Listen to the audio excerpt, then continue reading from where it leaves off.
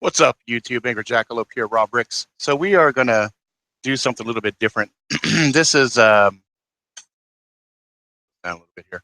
This is supposed to be normally a gaming stream on Saturday. Friday is usually a Friday night hangout. Saturday is Saturday night gaming, and Sunday is usually just me prepping for the next day, just getting kind of ready for everything. But we had some interesting conversations that were going down yesterday. And I felt it was important enough to go ahead and continue that episode into today. So today is kind of a special one. We are going to be covering some topics that are not necessarily controversial, but probably disturbing and troubling. And there's going to be a few folks that are probably going to jump on and we'll have a dialogue with. I invite anybody who's interested in participating in dialogue, jump on in. There'll be some not languages. There'll be some language issues. There will be some foul language just because that's in my nature. I tend to curse. I tend to say things like fuck, shit, damn, all this other stuff. So if you've got sensitive ears and this is something that's not going to be your cup of tea, I completely understand it. But at the same time, we're going to be covering things that are relevant and important for women specifically. And so give me a couple of seconds here to get everybody on the same page, because obviously some folks don't tend to I'm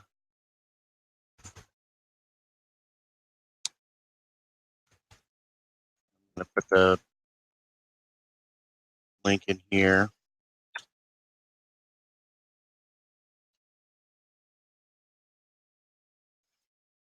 All right. And that should make it so anybody who's going to jump in can jump in. But this is going to be, probably 2 hours, maybe 3 hours length. We're going to cover a lot of stuff. So I highly recommend, just hang tight for a second. I don't like to do any of these while everybody else is getting ready.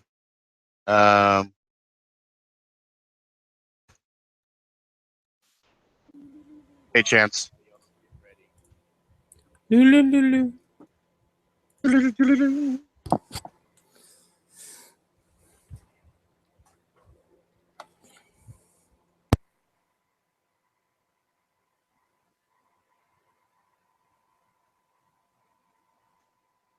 right. Okay, so all the invites are out and everything else. I've got the agenda up in front of me here. So I will go ahead and give everybody a couple more minutes to jump in. I got the kids fed, took my daughter out. We did some practice driving. That was cool. You're still alive. Huh? You're still alive. I'm still alive. After the practice driving? Oh, yeah. Oh, yeah. She's good. She's good. Okay. We went to a big parking lot and just went through the basics of decide to drive forward, decide to drive backwards. When you drive backwards, if you're facing this way, the car is going to go like this. It's kind of counterintuitive to what you think when you're first driving. And I just, I don't like to put a lot of pressure on her. When I got my permit when I was young, my dad day one took me out on the street to drive in live traffic. So it's hardcore. That left the psychic scar on my mind. I was like, it was so traumatic. It was horrifying. It was so scary. But so, my wife was already teaching her, here's your signal. Make sure you signal. I'm like, don't worry about signaling and stuff. Just all I want you to do is focus on driving forward, learning how to turn, maneuver around things. We did a bunch of donuts. We did things like figure eights. We went around this obstacle course looking thing, and she did good. At no point did I go, you know what I mean? It was like, yeah. Because number one thing I told her is as soon as you get scared, hit the brakes. There you go. You can't go wrong with that. If you get scared, hit the fucking brakes. And she didn't mash the brakes a whole lot or anything else. So it was great. It was great. So she's driving the Humvee. Yeah. Yeah. Mine is substantially larger than my wife's car, so we spent about 5 minutes of her adjusting all the mirrors and understanding it's bigger. So it seems like The footprint. Yeah, it seems like you have no space, but you actually do. You just have to understand, and that's the big thing that we learned today was gauging distance, And I was letting her, when she made her left-hand turn, she could see the curbs. She could actually see them. She goes, oh, okay. When she's making right-hand corner, she was like, am I good? I'm like, yeah. Just remember the distance you did on the left is the same you're going to do on the right. So just let your wheels pass the curb, and when you get, like your passenger side door, go ahead and start doing your turn, because at that point your arc that you're doing, you're not going to hit the back wheel there. You've given yourself a ton of room. Hey, Brooke, what's up, brother? Hey.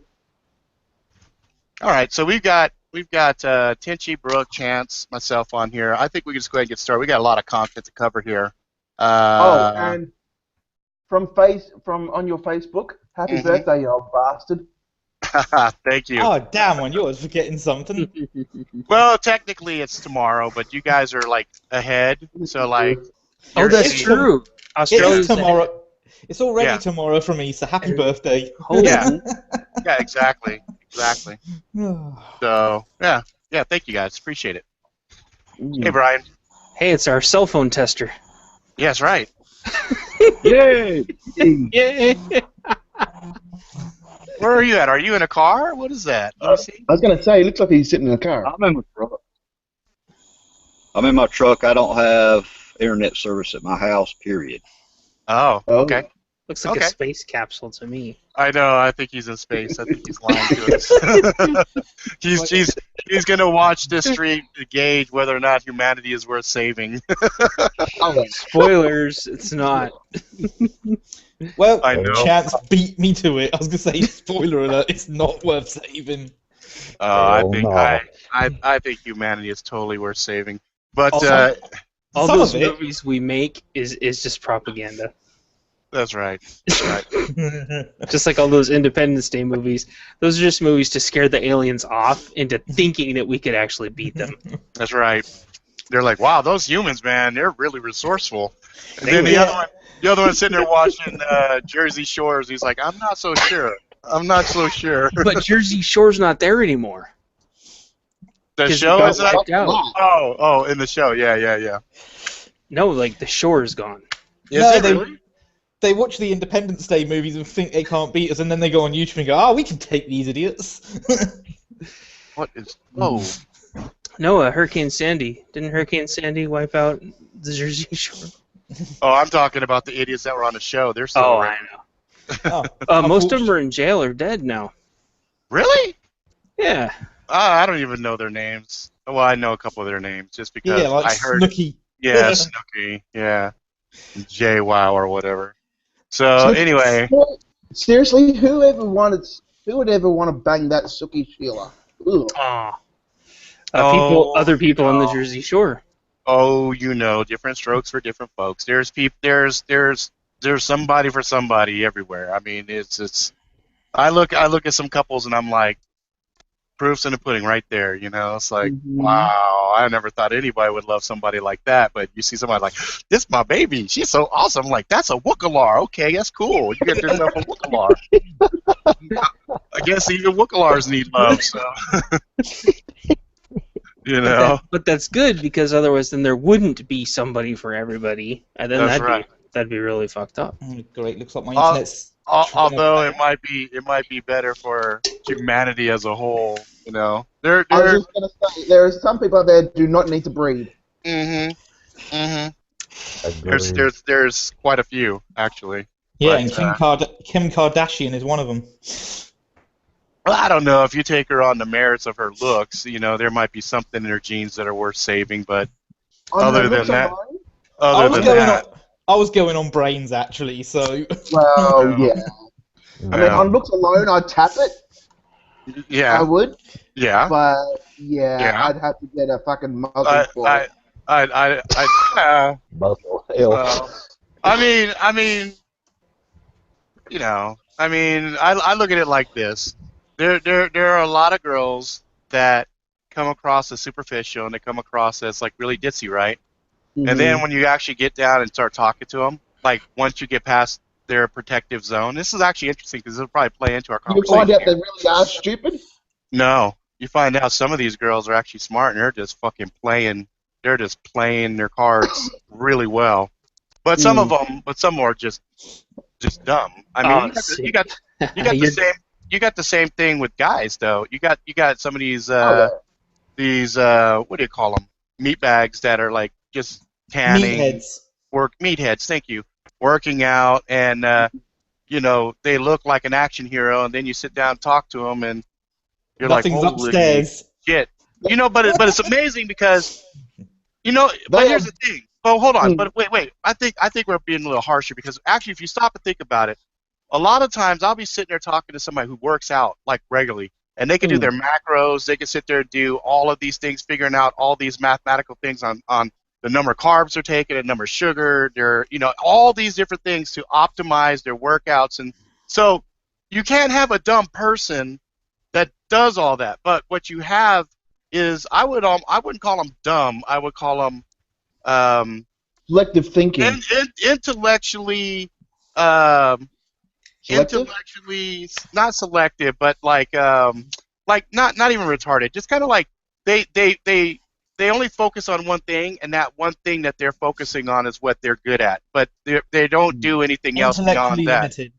Yeah, there you go. Intellectually limited. That works. Because some of these guys, I'll sit there and talk to them, and like you look at the dedication, you look at the amount of education they have in their diet, and all this other stuff. And when you're talking to them on that plane, man, they're smart, right? And then you sit there and say, so what do you think about, I pick anything. And they're just like, oh, blah, blah, blah. And it's like suddenly idiocracy just rolls out of their mouth. And you're like, oh, okay. Well, obviously you don't put the same amount of due diligence in the rest of your life that you put into working out, But, I don't begrudge them. Sometimes I kind of envy folks like that because they have such a simplistic view of life. They're like walking around in a matrix completely happy. You know what I mean? And it's like, fuck, they're happy and I got a fucking ulcer. So, who's winning here? But ignorance is bliss. yeah, exactly. But anyway, so tonight's topic, we're going to be talking about women and things that they're dealing with. I'm sorry, not going there. That's fine. You can listen. You can listen and not say anything. That's completely up to you. I've got enough drama myself. There you go. No worries. But what we're seeing is, even in today's society where things haven't quite hit the fan situation or the end of the world as we know it, you're already seeing women being victimized in a lot of different arenas, right? And a lot of times, the same things that we as preppers look at and get labeled as conspiracy theorists and things of that nature, women face the same thing on just an average playing field. So, for example, if a woman tries to assert herself, she's a ball breaker, right? Or if she does something, it's like, oh, she's a feminist, blah, blah, blah. And, I mean, don't get me wrong. There are some people, just like there's some preppers, that kind of take things way too far, okay? They just take things way too fucking far. But as a general rule, women tend to get the short end of the stick. And I'm not trying to be funny with that expression. No, they do get the short end of the stick on a lot of things. Yeah. Oh, yeah. And wage is one of them. Yeah, wages, respect. I remember I used to. Go ahead. Sorry, I was just going to say, you should go to some of these countries where they're not even classed as second-rate citizens. Oh, I know, and I'm not even talking about that. I'm not talking about some of the Muslim countries, some of the African countries, some of the other ones where, there are huge atrocities happening on a regular basis because where they're just classed as a commodity. But here's the thing: it's a different culture, and it's not my place to speak on another culture. I can only speak on the culture that I belong in and the wrongs that I see inside of this culture. Okay, because that's arrogant and pompous of me to say that our way is the right way and everything else. That's a different culture. That's their shit. I don't care about that. Okay. But what I do care about is little girls being stalked, women being fucked with things like upskirt camera shots and things of that nature, where they try to tell a police officer something, the police officer just turns them into the victim. Or a rape victim who goes forward and says, hey, I've been sexually abused, and now she is being crucified, and people are Ostracizing her. ostracizing her and saying, oh, well, you dress like a fucking whore, so you deserved it. Okay, well, how she's dressed is irrelevant. If she's telling a motherfucker, no, I don't want your dick in me, it's pretty straightforward. I don't want you, okay? But if he says too fucking bad, I'm already up to the point where I'm going to do what I'm going to do, that's rape, right? And so if she goes and says something and suddenly she's the victim, yes, that's bullshit. But that's everyday occurrence. And that leads into this discussion, because if you've got these types of things going on in polite, civilized environments that we're in now, what are you going to have when the shit hits the fan? Exactly. And so Chance did a really good job of kind of putting together a kind of a discussion outline, something for us to keep on point, because, I ramble. I'll get off on a tangent, start talking about childhood, start talking about some other shit. Sometimes it may or may not relate to the topic at hand, but I want this one to be really focused, because this is kind of an important issue, as far as, I put it out on Facebook, and I had a few people kind of ping me, but I didn't see the response that I normally thought I would, especially from some of the girls that I know that are kind of in a prepping mentality. It did seem like a fairly small response from what I've seen on the posts. Yeah. And I think some of that might be fear-based, because I know, like, even on Prepared Minds YouTube, not YouTube, on his fucking Facebook group. Okay, so he's got a Facebook group called Meeting of the Prepared Mind. There's been a few times where a woman, I can't remember her name off the top of my head, I could probably go back and look it up. Or anybody in that group could go look it up. There was a lady, she was asking these hypothetical questions that I thought were very, very thoughtful. They got my mind thinking, and I was like, oh shit, how would I handle that particular situation? And she hobbled the fuck out of you. It's like, okay, you got one arm and your leg and your arms are gone, and you got fucking 15 things coming at you, and you got the power line down. What do you do? It's like, okay, let me process I got no legs and arm. And, so it was like, it was fun. But then other people suddenly started jumping in, just fucking saying stupid, wild, crazy shit. And I'm like, what the fuck? Why all the hate? If I would have threw that question out, regardless if I had a YouTube show or not, if I would have threw it out, because I had seen other people throw similar types of questions out, nobody really batted an eye. People took it serious, and people answered in a very serious way. But it seems like when a woman posts up something that's serious, men make jokes about it, and a lot of times there's penis, triggers in there. It's like, oh well, if you need to get wood, you know what I mean. So that's anyway, one of the oldest jokes in the book. Yeah, I do it all the time. When me and my wife are flirting back and forth, and she oh man, I'll throw those all the time. But that's that's my wife. Yeah. But anyway, so I think what we're gonna do here. Hang on a second. There might be a couple of pauses too. I am working. Hang on a second. I got multiple chats coming through here. A good quote from Borderlands 2, Chance. Yeah. Oh yeah. So, and also I'm on duty. So I'm on duty until about 10 o'clock. So we might be done by then. But if there's like an alert or something comes through, then I'm going to tap one of you guys to just go ahead and chit chat or whatever.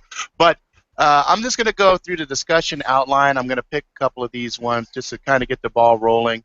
And I think Chance can kind of chime in because some of this stuff he's a little bit more on the ball with. In fact, we had a conversation last night, and I was frankly shocked by some of the shit he was telling me. And I was like, are you fucking serious, dude? But, one of these women being prowled upon, okay, so when we talk about prowling, we're talking about stalkers. We're talking about guys that are doing advances, doing creepy, staring, just doing things to make somebody feel uncomfortable. And I think we're all pretty familiar with that scope. But some of the things that are happening a little bit more is the fact that these are starting to happen to younger kids, and it's not necessarily in bad areas. It could be in affluent areas, and now it's not necessarily in the dusk, evening times. Sometimes it's right in the middle of the day, broad fucking daylight, people around. I saw a video where some dude went into a coffee shop and he was staring at this chick, and she was like, pulled her phone out and started filming him. And then she went to talk to a cop, and the cop just fucking ridiculed the shit out of her and said the guy didn't break any laws or anything. And anyway, so Chance, if you want to go ahead and chime in on some of that. Yeah, and there was another one just a few weeks ago. It was in a well-to-do neighborhood. This teenage gal woke up, and there's a fucking guy touching himself and her right in the middle of the night in her room, like some adult dude. Wow. And she freaks out. The dad and mom are like, "What the fuck's going on? What the fuck are you doing in here?" He goes to get his gun, but the guy gets out and gets away and stuff. And this shit's going on like every single day. And just within the last week or so, another college thing, a guy got like fucking probation for he was fingering two girls that were unconscious, and he admits to one of them and denies the other. And he's getting probation, doesn't have to register or anything. And they're like, well, this shouldn't ruin the rest of his life. And everybody's obviously up in arms about it, and nothing's going to happen to him. And this is the kind of shit that girls kill themselves over all the time, because of course they're going to end up, oh, it's your fault, you were unconscious. Or whatever. You were drinking too much, or you should have had more situation awareness and not put yourself in that situation in the first place. Which granted, there's a million things you can do to not put yourself in that situation, but there's a million things that guys do to give themselves every single advantage. And the guy knows exactly what the fuck they're doing. And it's all like that Netflix and chill movement. It's like I had somebody tell me recently there's no dating anymore. People just kind of hook up, watch Netflix, and fuck. And I'm like, what? And it's just a bad situation. It's a bad situation. And it's going to lead to more and more of these types of situations where, a woman's going to have a harder leg to stand on, because she's going to be like, they're going to ask her, well, what were you doing in his house? Well, I went to go watch Netflix. Snicker, Netflix and chill. Nudge. Yeah. That's becoming the biggest meme on friggin' YouTube now, the Netflix and chill. Yeah, Netflix and chill. But the problem with that is it removes responsibility from the situation. And even in one of the threads, and this blew me away, this just happened since we talked about this yesterday, talking about whether or not girls should be more aware, defending themselves, etc., etc. One of the discussion threads devolved into how to get away with killing people legally.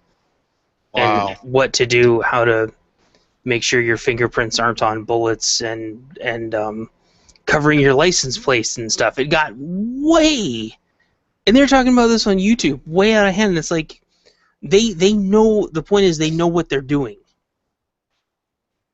They know what they're doing with the girls passing out. They know what they're doing with when they stare at them. The guy on the subway a couple years back, when he had his stuff out and the girl was filming him, and she was the one that got in trouble, which has happened several times now, because you're not allowed to obviously film somebody touching without themselves their permission. You're not allowed to film, period, without their permission in the UK. Right, but they also shouldn't have their stuff out waggling it at you. I mean, the thing is, if they'd done that over here, they'd get arrested for it on the spot over here. Right, but you have, there's so many things in Japan has a whole separate set of issues with everyone being jam-packed on the rail systems too. But something they refer to as a chikan. Yeah, I believe. I can't remember the names of it, but they're jammed in there like sardines. So even if there was a cop on there, like, there is squat they could do about it. And even on the rail systems here, they have security on there But all they really do is like make sure everyone has their tickets. Otherwise, there's nothing they can do. Yeah, it's the exact same in the UK. I mean, the only city that actually has a so to speak metro system in the UK would be London. Right. And the London Underground, which obviously you guys know about because it's world famous. yes. And so therein lies the problem. The secure and DC has a similar rail system. New York has a similar rail system. The New York subway. Yeah, or metro, or what they call it. Right, and security is completely, completely overlooked. My wife's sending me post-its. I tried to get her on the thing tonight, but she's too shy or something. But the perpetrators have all of the rights, and they know what they're doing. And in these subway systems, New York and DC have the most strict laws that protect not the victim, but the perpetrator, but the offender. Yeah.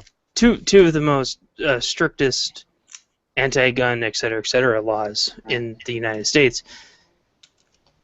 And those are the two of the absolutely most vulnerable places where you're at in the United States. So there you go. And then what they do is they obviously follow you on these back to your house or whatever, and that is if you're not already in college, etc. And I hate to scare poor Rob, but the gal that I was talking to, she's like, my daughter's going to college next year. What do I do? And I'm like, I'm sorry, because as you know, watch the news. What's in the news right now? Every other news report is colleges, whether or not they're going to allow them to conceal carry. Yeah. Why? Because you know what would happen? I think college shootings probably would go through the roof for about a year, and then it would stop because everybody would be dead. That would be a problem, or everybody would apologize. Or everybody would be in prison. Yeah, I think so. Colleges have always had rampant sexual problems. You know, from professors to students to whatever. And they just film it instead of doing anything. Yeah. Sometimes, you just get swept under the rug unless there's a big enough stink and there's, something that is controversial, and then suddenly something gets done, right? But, that stuff's, the reason, just for the people watching this, we're not saying all of this for no reason. This is to start to establish for your understanding where things are right now. Yeah. With a safe society. Yeah, with a safe society, with police, with FBI, with, every known thing out there to protect people from sexual predators, from serial rapists, serial killers, et cetera, et cetera, et cetera. There's a lot of states that have really good stalker laws in place. And the statistics are already there. Yeah, but not everywhere. Now, again, if this happens to be a very affluent family, and Johnny gets a little risky with a girl, well, a lot of times the rules don't apply equally, and we see that all the time. And again, that's to establish a point. This is not to say, this America is a horrible country, or England is UK is a horrible country, or any place. Okay, a lot of times your law enforcement, your laws, and everything else, there's a level of corruption. There's a layer of, our hands are tied. We don't have the staffing. We don't have the, funding. We don't have this. We don't have that. Justice for the rich, in other words. Yeah. Well, the best law that money can pay for, right? So if you're broke, you get a public defender to protect you, or you get a district attorney. You got the DA that's supposed to be really impartial and just go letter of the law. But a lot of times you'll see, that's the mayor's nephew. No, fuck, I'm up for re-election, or I'm up for this or whatever. He's my biggest donor. That's right. So there's politics. Yeah, politics is fucking dirty. They didn't say, hey, wasn't my kid or whatever. So, but now that's one part of it. But we do have a little wrinkle. So now we've got things like Syrian refugees being introduced into the mix, where there's already established footage of these guys coming out saying, I'm horny as fuck, my balls are swollen, I just need to fuck. Okay, they come straight out. I deserve it. Yeah, they come straight out and say, I'm gonna fuck. Okay, and so if you've never seen these Syrian refugees, here's the thing: you might be thinking, well, there should be women there, right? No, a majority of It's like these 80%. of these refugees are men. And if you look, so if you want to see examples, look internationally. You know, look in Germany, look at Greece, look at some of these other places that welcomed them with open arms. Oh, come on, come in. There's horrific videos out there where you see little towns completely overrun, and you see women getting raped, little kids getting raped by these fucking grown men. And now the ironic. Here's the ironic thing. Guess one of the groups that has come to the aid against these Syrian refugees rapists? Neo-Nazis. What? When did the neo-Nazis ever do anything? Strange. Well, they're beating the shit out of the Syrians and killing them, and the Syrians are scared. They're like, we want to leave. We want to go somewhere else. You know. And Nationalists. Yeah, it's pretty neo-Nazis funny. doing something useful. Yeah, doing something that the established law and government can't do. You know. Hang on. Am I awake? Yeah, seriously. Yeah, I'm awake. I saw multiple articles on that. It was like, wow, that's kind of interesting. That's pretty fucking funny. Different. Now, in the U.S., we're supposed to have something like 50,000 Syrians intermingled in various states. I think here in Utah, there's supposed to be 500. There's supposed to be our allocation or some shit, if I recall correctly. If I'm wrong, just go ahead and update the comments or whatever. But regardless, even if you get one guy who's fucking horny, nasty, and he sees your daughter or your sister walking down the street and decides he wants to put his dirty package deep in her because he's horny and he deserves it, well, there you go. And that's in a safe environment. So-called safe environment.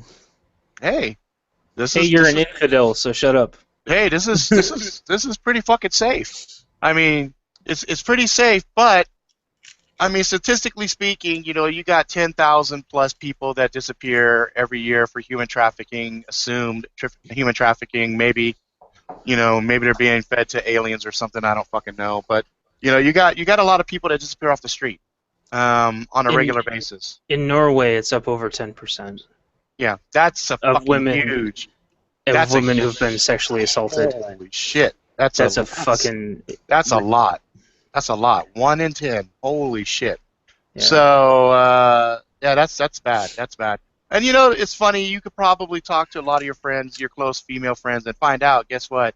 A lot of them have been sexually abused. If I quickly think in my head, I had 5 people just right off the top of my head I know have been sexually molested and raped and things of that nature. Some by family, some by people they knew, and some by strangers. So, you know, each of them are horrific in their own way.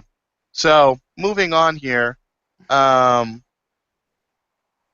of the things that's listed here, and I wanted some clarification. So it says women with guns being respected externally, law enforcement, investigator, security, and military. So I think anytime a woman can level the playing field and protect herself, and she does so in a responsible way, and I have to stress responsible, because, you know, if somebody is following you and, you know, you decide, well, I'm going to pull over, take my gun out, and shoot this fucker in the face, that's not responsible. You had other options available to you before pulling that gun and shooting the fucker in the face. One of those being getting on your cell, calling 911, letting him know, hey, there's a suspicious guy following you. He's been following you 15, 20 minutes. Go to the police station. Let them deal with the nut job. You know,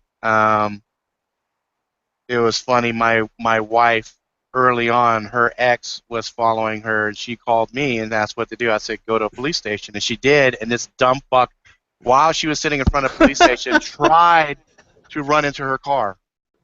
Go for it. You know, Yeehaw. cops everywhere. Cops everywhere. Because they're Go for idiots. it. Go for it. You Morons. just got yourself arrested. Morons. So, you know, that just kind of goes and illustrates the points of impulse control, mental issues. And here's another statistic to keep in mind before I go back to this point. I forget the number, but it's in it's high percentages of people in America that are prescribed antidepressants. And you know, the antidepressants, sometimes those meds alone can make a motherfucker go boo-boo. There's a ramp period to get used to it, and there's a ramp off. Any of those, you start too cold turkey, you start too much and you end cold turkey, you have some psychotic problems. Some people get suicidal, some people get homicidal. And some people, depending on, you know, if you're bipolar, some people have way bad impulse control. You know, they're on a manic phase and they just want to do shit, they'll go do shit. So realizing that mental health plays a big role in this discussion as well, it's important to bring it up. Now, if you have a gun and you follow the rules, like here in Utah, if you're a woman and you're in an apartment and some dude starts to kick at your door and you pull your gun out and you set and you get ready and he breaches the barrier and he gets in your house and you put fucking 5 bullets in him and he drops dead, you're going to be good. You're going to be fucking fine. Because in Utah, they don't fucking play. If a fucker comes in your house and you're fearful of your life and you're a woman home alone and some dude just kicked your door in, that's more than adequate to be fearful for your fucking life. And you pump his ass full of bullets, they're going to take your gun, you're going to get arrested for a night, they're going to investigate, and then they're not probably going to do any charges. They'll give you your gun back and you'll go back home. And Washington's the same way. Yeah. So there's some states that are fucking smart, and then there's some states that are just fucking begging women to get victimized. It's retarded. Now, something that might be relevant. So one of the things we've got in my town now, a blast from the past. They brought it back for a reason. Actually, I'm providing the link in the chat for you to the image. Is the old police booths? Think Doctor Who TARDIS. Yeah. Now, if you look at the image I just linked you in the chat. Okay. I could probably share that image too. Oh yeah. Here, I can share that. Go ahead, keep talking. Now, that booth was put in about a year or 2 years ago to drop the crime rate in my area. Now, as you can see, someone has already spray painted in bright pink an anarchy sign on the door. Mm-hmm. Now, this is actually the main shopping precinct of my town. The truck in the background is a butcher's truck because it's on a Thursday when the picture was. I think it was a Thursday or a Saturday. The picture was taken by the Bournemouth Echo, which is my local newspaper. And before that police booth was put in, it was not uncommon for women to be attacked less than 15 feet from where that police booth is. And even now, there are several attacks that go on in the area because you can't see it in the image, but about where that truck is, there's a side road. Mm-hmm. The side road's about 25 yards long, and at the end of that side road, you're going into an alley. There's no cameras, no lights down that alley. It's mostly blocks of flats with a few small businesses, and it used to be a lot worse. It's been what's the term? Like refurbished or whatever. Well, not refurbished. Cleaned up, revitalized, or whatever. Thank you, revitalized. They're starting to revitalize the area. But before it was revitalized, I used to work in a garage that was down that lane called Omni Engineering. That was when the garage I was telling you about when I left high school, Rob. Mm-hmm. And for 2 years after high school, I was working in that garage. It was not uncommon coming out of that garage after work about 5 o'clock at night to see women walking down there, have 3 or 4 men following them at the same time. Mm. And it got to the point where the local police force actually suggested that women avoid that particular area. Is that what they call it, a cop-out? Oh, you know what? I just now realized what you were talking about here. So women with guns being respected. So women that are respected are law enforcement, investigator, security, and military. So those folks that have those employment and actually have an understanding of the guns, they're actually respected. from external sources, but as we talked about last night, and Roy's not on, internally they may still, and I've read many of these, like we talked about the subordinate who is still getting sexually harassed. Oh, right. She could have turned around with her M16 and loaded her boss, but she obviously got in trouble because of threat disparity and stuff. So having guns internally doesn't mean squat. But externally, there is still a female cop, a male cop. If you get pulled over, they expect and would receive the same amount of. And same thing with military, like a gal with an M16, and vice versa. EPA or whatever. Mm-hmm. Yeah, that gun gives you a lot of respect pretty quick. The gun, and the badge. That's right.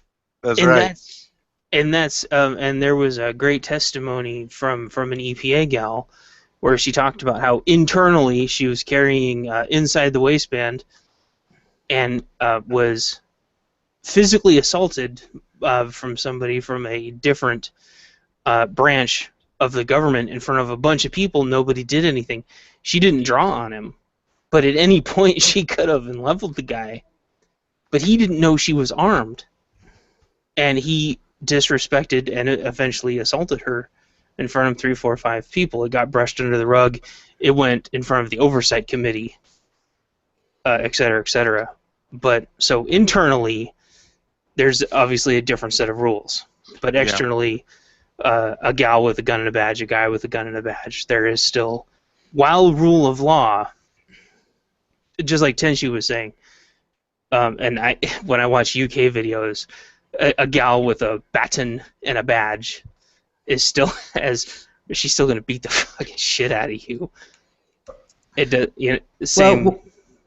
Well, one thing you'll notice in the UK actually, when it comes to police officers, a female police officer is never alone on her route. She always has a male officer with her as well. Yep, I've noticed that. And that's on every single route. It doesn't matter whether they're in an affluent area or a rough area. But typically, the rougher areas are not assigned female police officers. Huh. Because obviously our officers do not carry firearms. And some of the areas, like there's an area called West Howe not far from me. It's really rough. They do not have any female police officers run the beat there because there is such a high risk of rape. That doesn't matter if you're a police officer. That doesn't. Fuck. Doesn't matter if they're a police officer or not. Could you imagine? That shit, they tried that shit here in the States? You'd get your dick blown off in 2 seconds. Yeah, they tried that shit in the States. That female police officer's going to put a bullet through them. Oh, you'd be so dead. I'm talking about if somebody actually managed to rape a cop, right? Because you see a cop get killed. You'd have the whole force up here. You got everybody coming after your ass. Yeah. You know? But once you've killed a cop, you forfeited your life. I mean, because heard a thing a few years back about a female police officer in Bradford, West Yorkshire, that was killed. No. And she was actually doing a route solo. Oh, jeez. And someone killed her. So, let's talk about some of the common misconceptions. Okay, moving on. Yeah, common misconceptions versus reality, right? So, I'll throw out the bullet point here, and then we'll talk about it a little bit. So, we have here women changing their minds. Okay. I see this one a lot. They change their minds all the time, as if that's an argument. I mean, who doesn't fucking change their mind? I mean, who gets so pig-headed that they say, well, I made the decision, and regardless of whatever variables are presented in front of me, I'm going to follow that course to the fucking end. It's kind of like... Guys do that. Really? I must be a fucking woman then, because there are plenty of times I will sit there and start something and go, holy shit, I'm an idiot. If I go this way, this is actually going to be really bad. And I'll stop. And I go, no, I'm not going to do this. I change my fucking mind. And my wife will say, oh, why are we doing that? You know what? That's a bad idea. I'm not going to do it. Oh, okay. Yes. So That's why you have a happy relationship.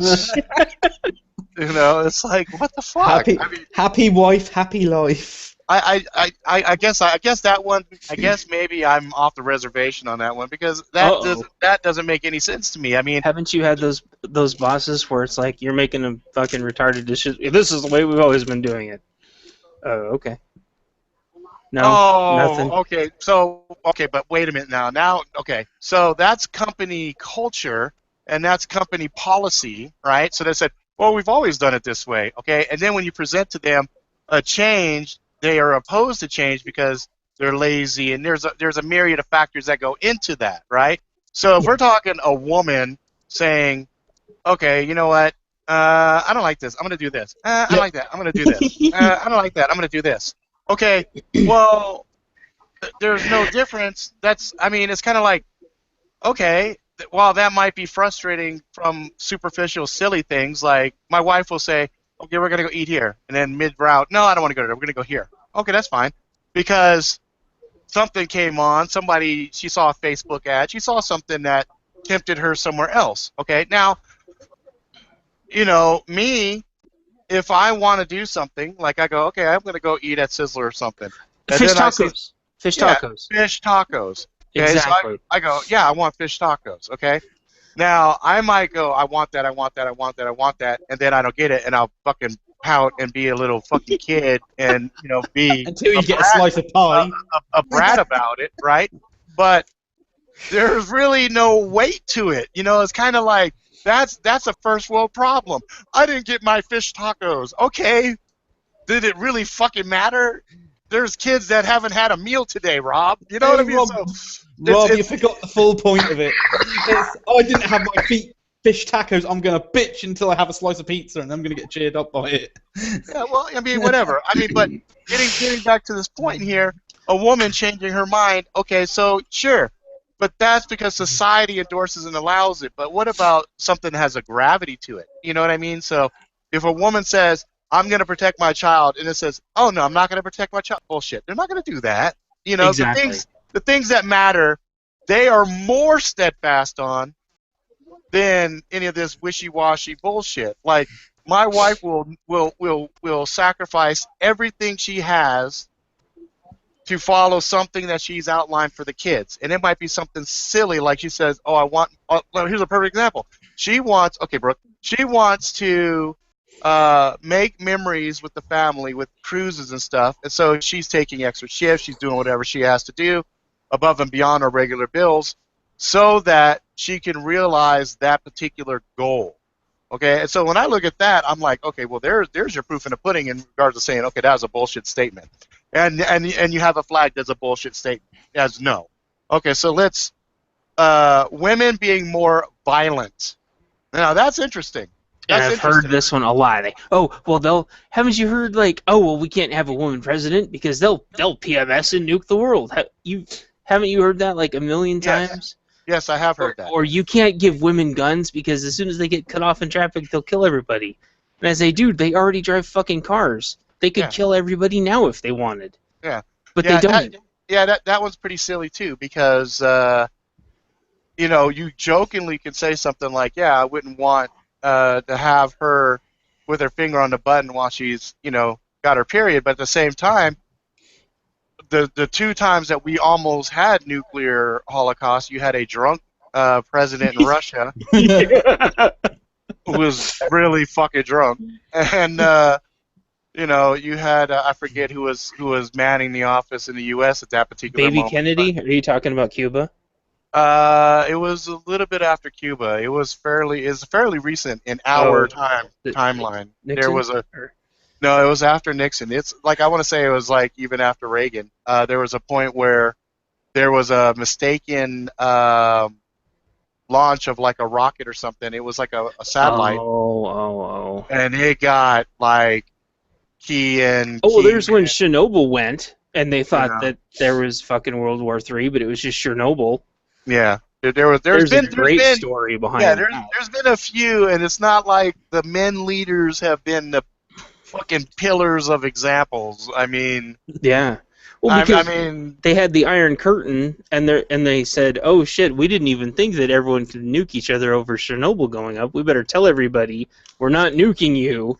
yeah. I mean, Chernobyl- I look at like Obama and Hillary as the same thing, except one has a penis and one has a vagina. So I mean, it's kind of like, right. does it really fucking? Actually, I think Hillary might be tougher than Obama, as far as a hard ass that could actually get down and handle lot some of business. foreign Well, policy if people are stuff. going to worry about Hillary Clinton PMS, and just remember, she's got her own global warming right now. I would think she's probably past. That's what I mean, menopause. Yeah, She's got menopause. her own. She's probably past that already, so she's probably not even having that issue to begin with. But exactly, and this is just men, of course, blowing things out of proportion, As usual. and not under their misdirection. Yeah. Right, and not. So Yeah. that's why I wanted to bring it up. Yep. Yeah, so because that's, I hear this a lot. Yeah, so that's definite bullshit right there. Because they'd kill us all if they wanted to. They'd poison our. Here's the favorite when I go to the doctor and don't feel good. Multiple doctors have this right in front of my wife. Is she poisoning your food? And she's always like, and I'm like, how would I know? It's like, he's like, okay, you wouldn't you're know. like, it's like awkward. Yeah, You're like, especially when the wife's in the room. this doctor appointment just got dark. Thanks for laughing, honey. This one. You try this first. You take the first bite. I love you, sweetie. Question mark. So the next one we got here is women better at natural accuracy. And this was something we touched on last night. So we've got things like in pool, you got the Black Widow, right, who is just an amazing pool player. There was a lot of these Vietnamese chicks that I used to go shoot pool with, and they were sharks. They were fucking really good. There have been numerous times where The like Olympics my wife, gal. The most recent Olympics winner gal. Oh, the shooting one? Yeah. Yeah. The one that nobody wants to talk about because she Yeah. likes Trump or something. Anyway. She's like pro-gun. Yeah, she's pro-gun. Fucking shocked. Yeah. Woo, okay, that's her fucking Harry Van. That's like, oh, you know what? We don't like swimming, and that guy right there, we don't want him talking about that swimming and stuff. Dude, he got fucking 27 gold medals for swimming. Shut the fuck up. Anyway, Yeah. and I took Would you my wife. rather some other country? I took my wife shooting, and her first shot was perfect, but then after that she was scared of the gun, so everything went crazy. But her very first shot was center mass perfect, right where it was supposed to be, and I was like, son of a bitch. And I've seen it time and time again, just a natural instinctual, geometry in their brain where it's like it's uncanny. Well, So, they say the first shot is the most important, so... yeah, Exactly. exactly. Where And I'm fucking she can- got flyers for my If first she- 2 shots. If she can hit center mass with the first bullet she fires, she's doing something right. Yeah. And As I'll long go- as she's not hitting me. So if I'm like, I tell her, if we're like back to back, and for whatever reason you turn to shoot somebody, just make sure I'm not right there. Don't You'll take just- an ear off. Just hit the No, guy. you'll just hear the bullet whizzing past your ear and then see the guy drop dead. That's fine. That's awesome. I'd be like, woohoo! I'm excited. Can we take a break? Anyway. Yeah. Time out, guys. Time out from the gunfight. I need to spend some quality time with the wife. 'Cause That was hot. awesome. That was hot. And I can't fight with a boner, so we gotta time out. Let's see here. So we got women, better decision making versus empathy and intuition. Okay, so now that's an interesting one. Because the empathy part of this discussion also falls into the archetypes of nurture versus destroy, right? So there are some very basic statements that can be made about man. Man is the destroyer. He's the violent. We deal with things from a Crush 'em. yeah, where a woman is more empathetic to a situation and tries to find the heart in the situation and healing and love and nurturing. And that's the archetype that has always been traditionally allocated and prescribed to male and female. But what's interesting is I agree with that, though, because there is nobody on the planet that can calm me down other than my wife, my mom, and a few other women. that I know. End of story. That's Even why my- most call center people are gals. Yeah, but see, that's something that's ingrained in our DNA because look, when we're born, we're breastfeeding for at least a little bit from your Hopefully. mother. Yeah, hopefully. You're breastfeeding, and there's this nurturing, and well, here's something that's actually very interesting. If a baby does not have human contact, okay, does not have, Ooh. there's a good chance the baby dies or grows up to be really fucked up. Really fucked up. Chained to a toilet their whole life.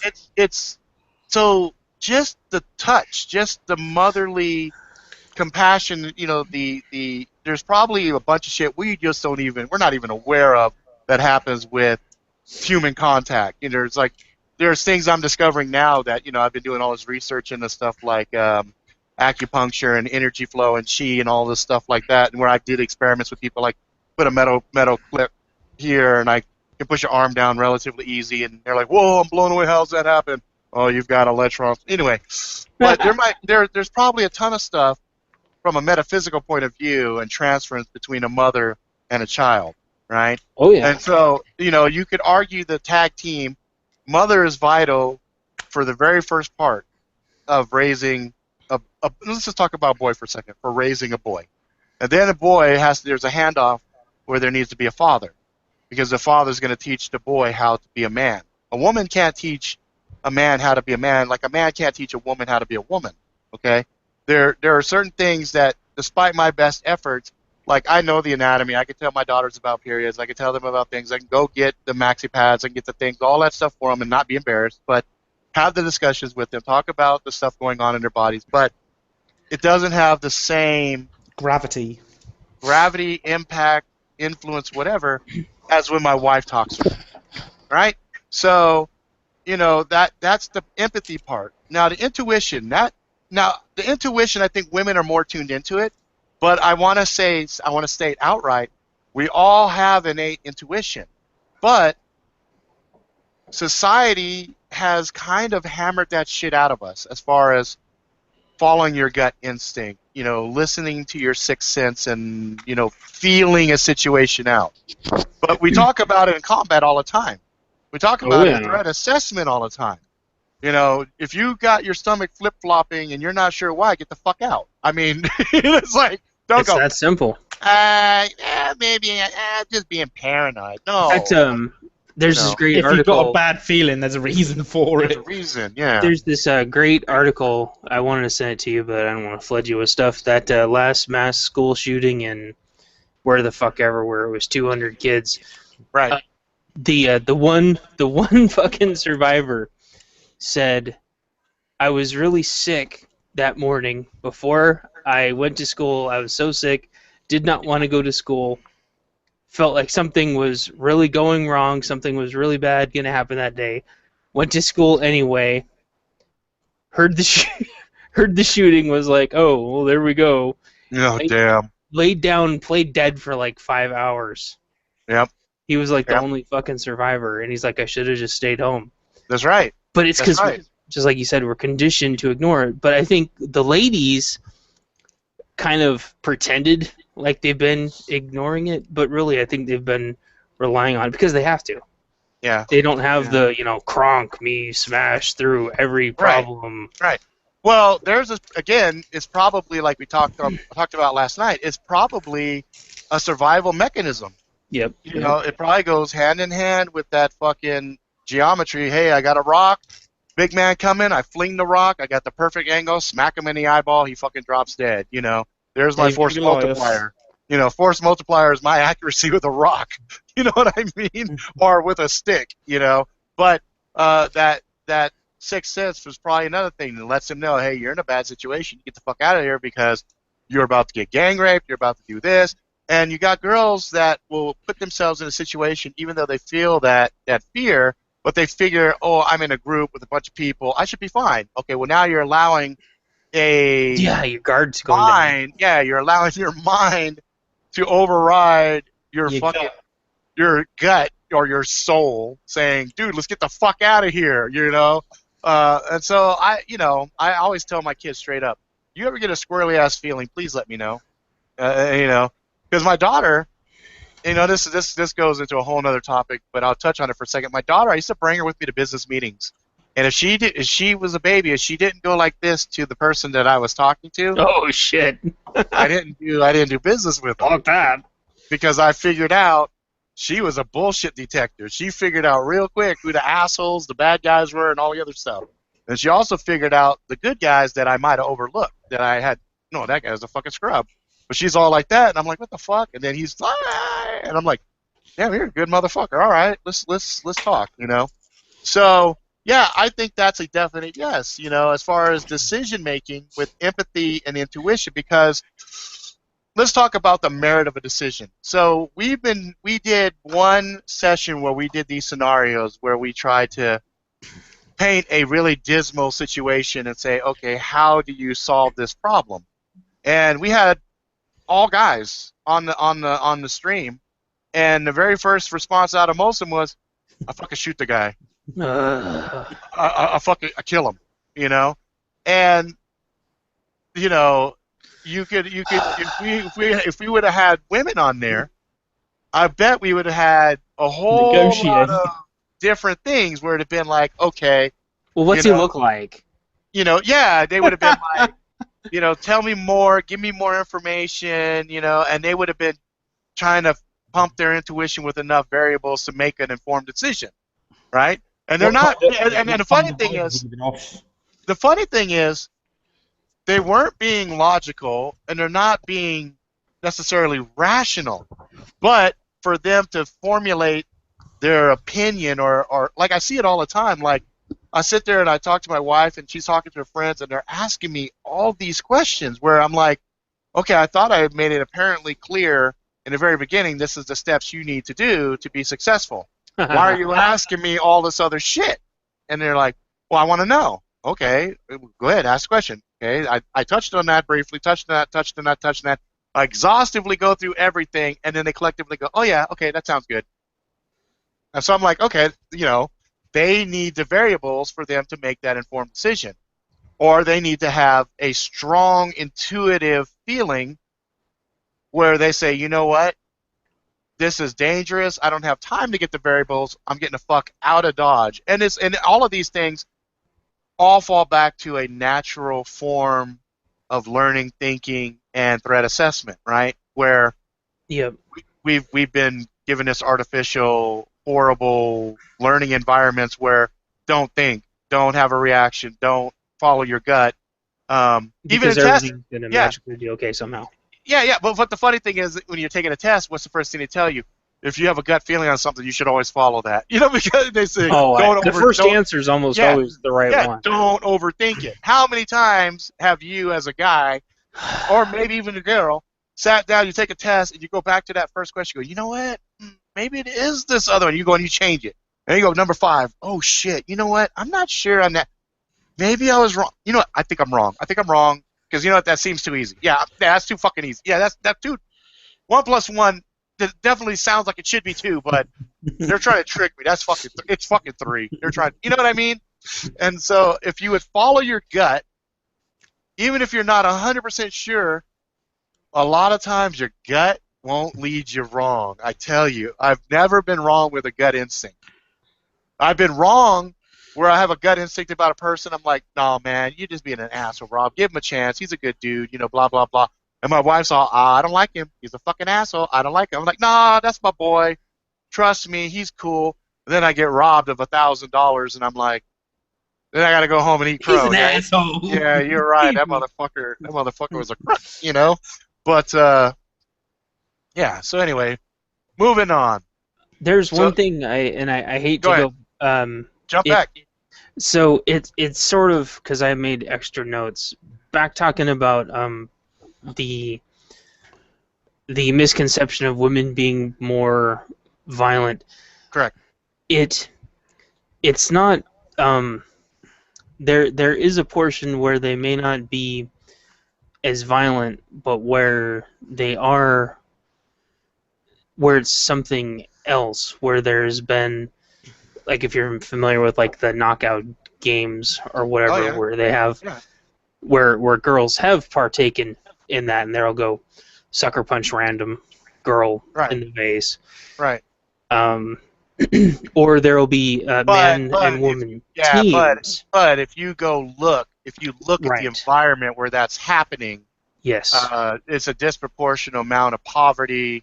yes, You have a lot of crime. You have things where you gotta nut up and be part of the fucking crew, or you're gonna be victimized, right? yes, So I had a lot of nieces and nephews that were involved in gangs, and I'd get them out, and I'm like, don't be stupid. And then the gangs would come after their former gangs would come after trying to kill them, and so yep. you know it's retarded, and those are environments where most people will never ever understand. That's a whole stream in of itself.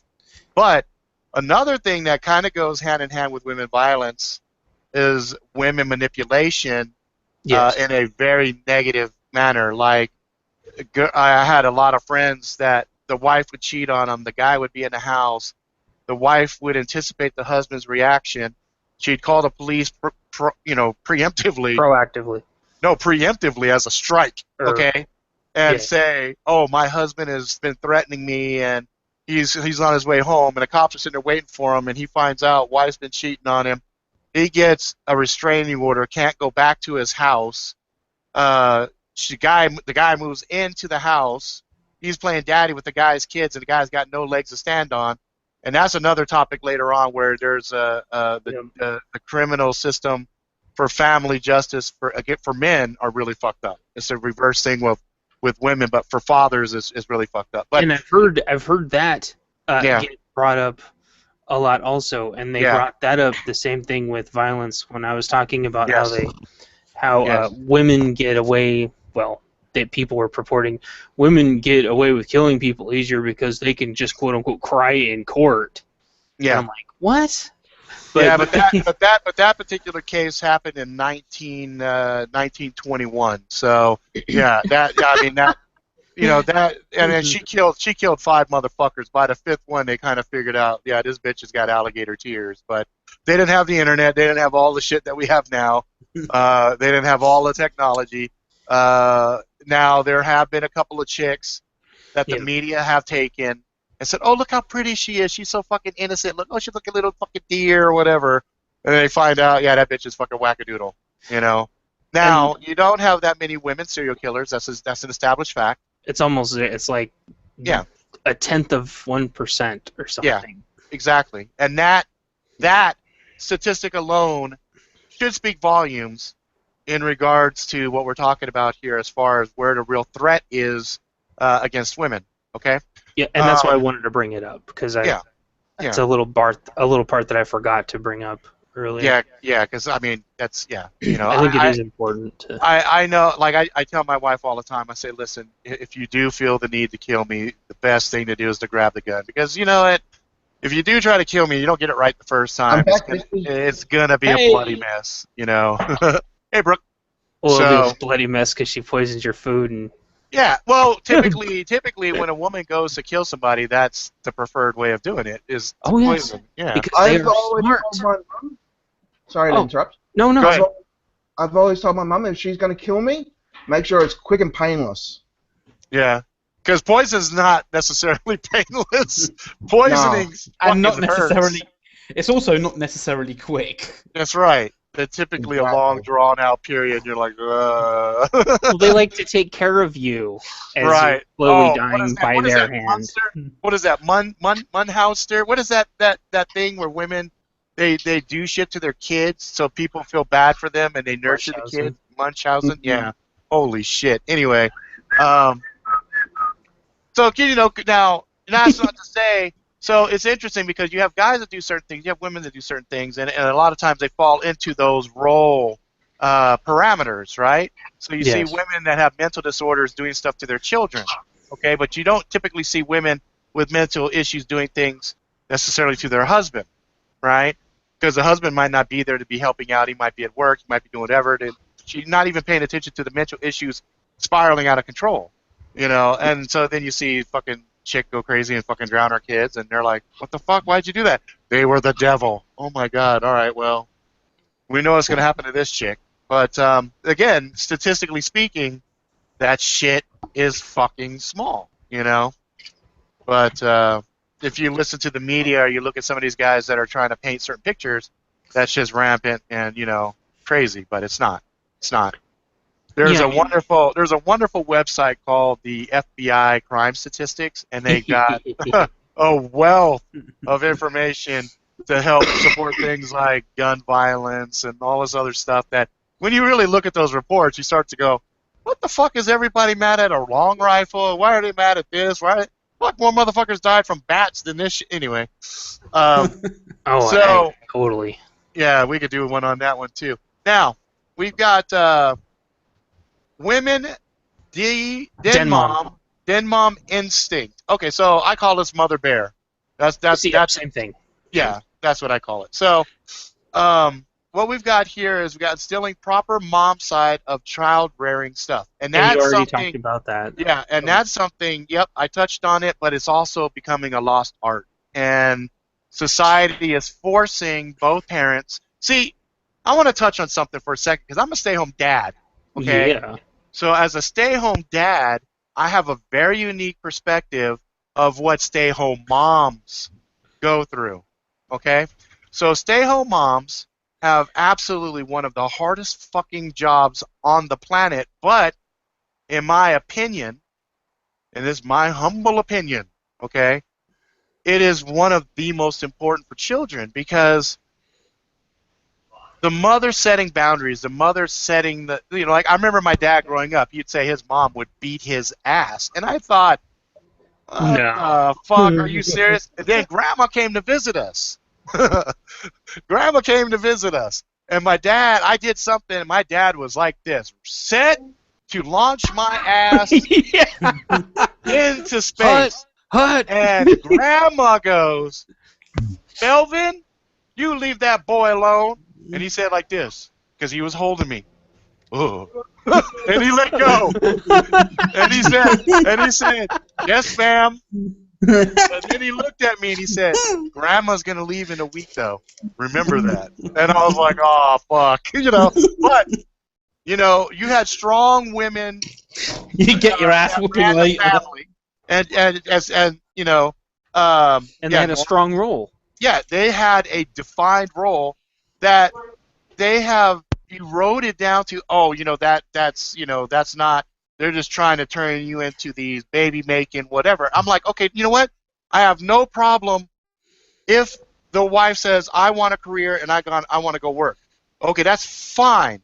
But the husband then needs to step in and provide that normalcy at home, that foundation, so when the kids come home from school, there's somebody there, right? There's somebody there to talk to instill the rules, to put the fucking ass whooping in place. If it's not the one, ooh, wait till your father gets home, he's going to beat your ass, then it's, oh shit, my dad's already home and he's already beating my ass, and now I've got to wait, mommy's going to come home, and then mommy's going to whoop my ass, okay?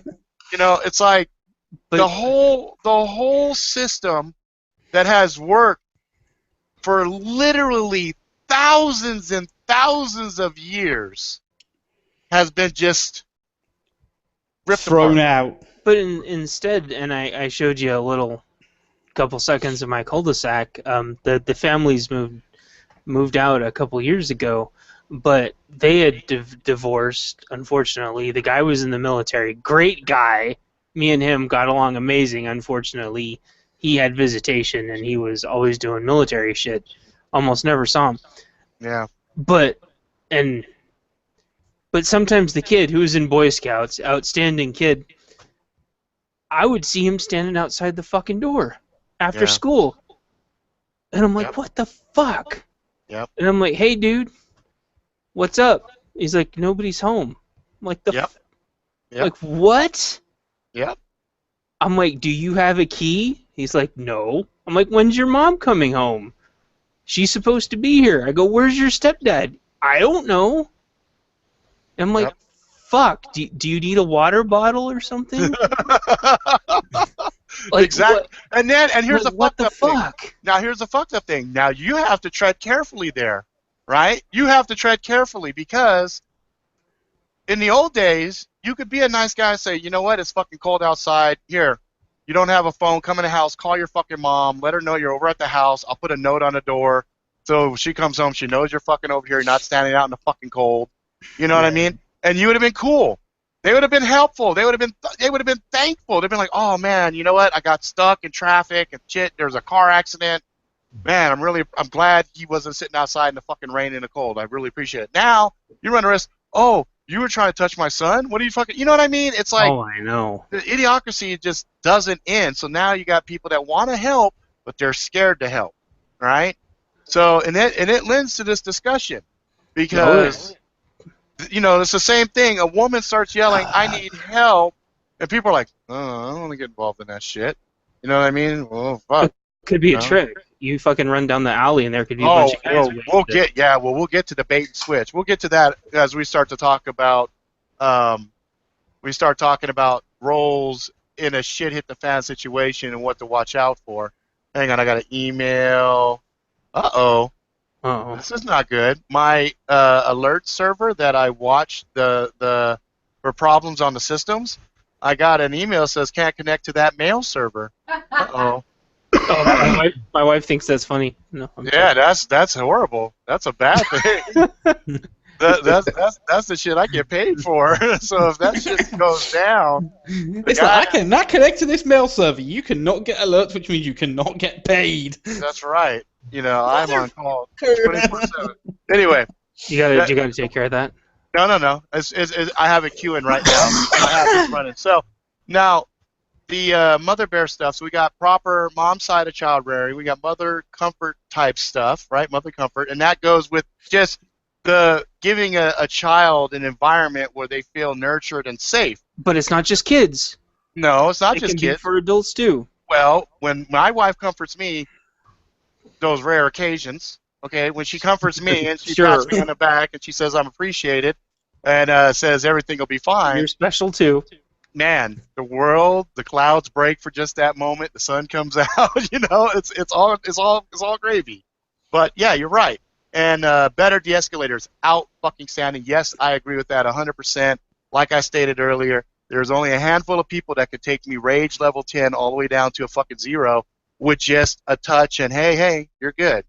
And Matt Sessions actually has a brilliant story about his dad who had really bad PTSD in a way that his mom could just pull him back off that ledge. You know, he might flip and do something, but hey, you're good. And that is a perfect example. And I have seen that time and time and time again. So yes, I agree with that. Outstanding, amazingly. Women benefiting a group. Okay, now we're getting to the meat of it. So now. Let's say things have collapsed, and we can do this in various things. It could be something as simple as, let's say, for example, you're in a town and a magic dome slams down, and there's it's the Simpsons movie. The Simpsons movie, the dome, or the Simpsons, whatever. Or, you know, power outages, EMP, something EMP. Simple, something not totally wacky. An emergency. EMT. No, weather, but you're in a remote location and you know you're blocked off. So the power's out and you don't know why. Yeah, something. Okay.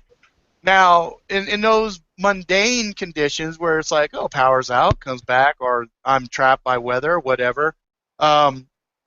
When there's nobody to call because the phones don't work, and suddenly the group of guys that have been eyeballing you for the last month upstairs, they moved in and they're like, that chick's hot, I can't wait to bang her. And then you said, oh, because you knew that there was cops around, you're like, fuck off, you're never gonna get any of it. The pussy I get.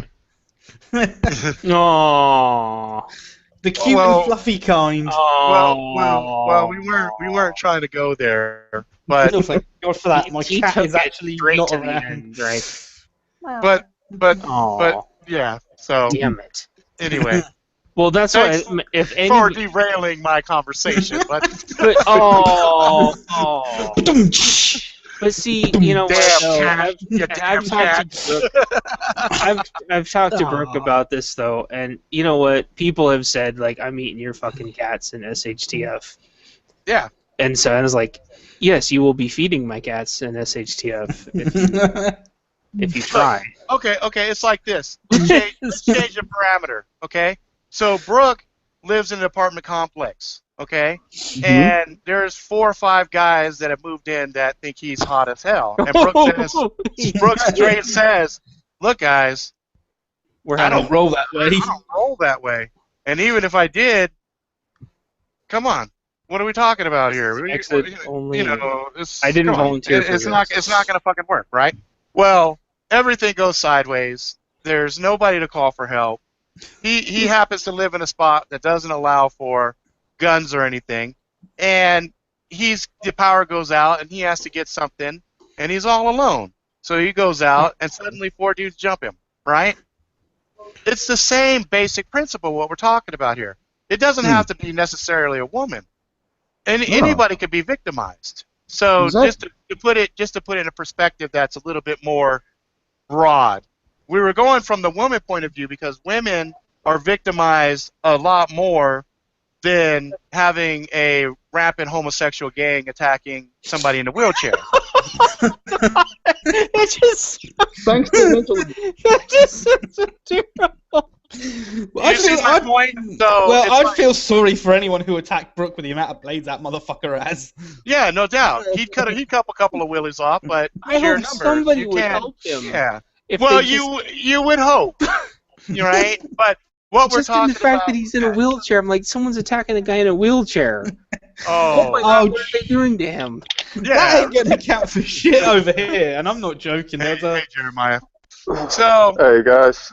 so now if we're talking about the you've come in at the roles, nuttiest part of the chat, Jeremiah. Sorry. well, this could also end up being a very interesting part here. So, you got so the benefits of a woman in a group, okay? So, you've got a very shallow animalistic segment that would say a woman is only good for one thing, as a sexual object to produce babies and take care of said babies. That's it, right? And I read this probably more than I have read any other part of this, all combined. And Only thing they're for. yeah, but you know what? A lot of times that is for a person who is pretty one-dimensional. They're not, as far as a prepper is concerned, they're horrible because the idea of prepping is making the most of whatever resources you have. That includes every able-bodied individual, right? So, saying that she's only good for sexual favors and pumping out babies is like saying, hey, this gun is only good for, me putting a bullet in and racking the bullet out, and that's it. It's like you're not utilizing that gun to its full potential. But remember, a lot of people in SHTF are looking forward to it to fulfill fantasies.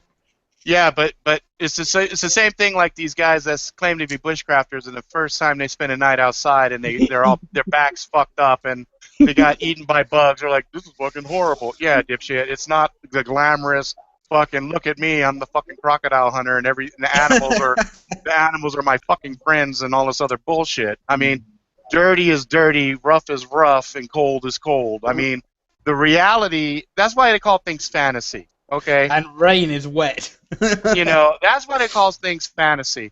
I remember years ago, okay, I was with a girl and we went to the swinging club, and I had this fantasy. Here we go. No, check this out. I had this fantasy. We was going to go in there and they were all going to be at our level or better, okay?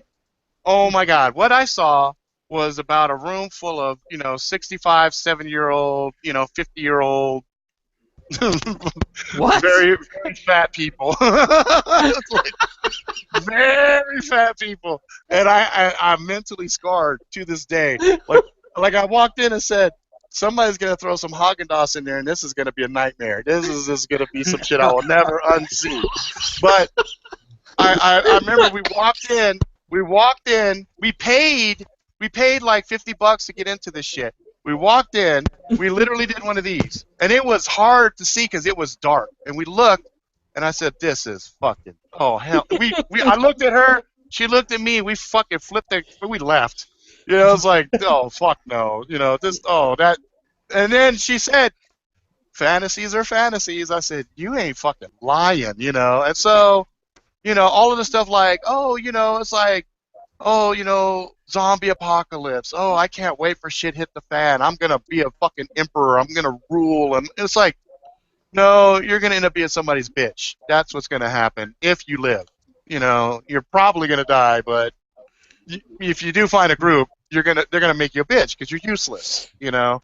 And so we're talking about roles that a woman can benefit a group. So some of the things that are out here, Overwatch, gardening, more question marks. So let's just kind of think outside the box here. Now, you have in the nursing industry, you have a higher demographic of women as nurses. Because they're natural caregivers. Well, it's also a fucking chauvinistic fucking industry. You know, doctors are men and nurses are women. Okay. Like, these guys don't like to be called nurses. Yeah, exactly. Oh, I know a few guys who'd like to be called nurses. You know, well, you know, but my point is, you have a lot of specialized talents that women are naturally they're part of, right?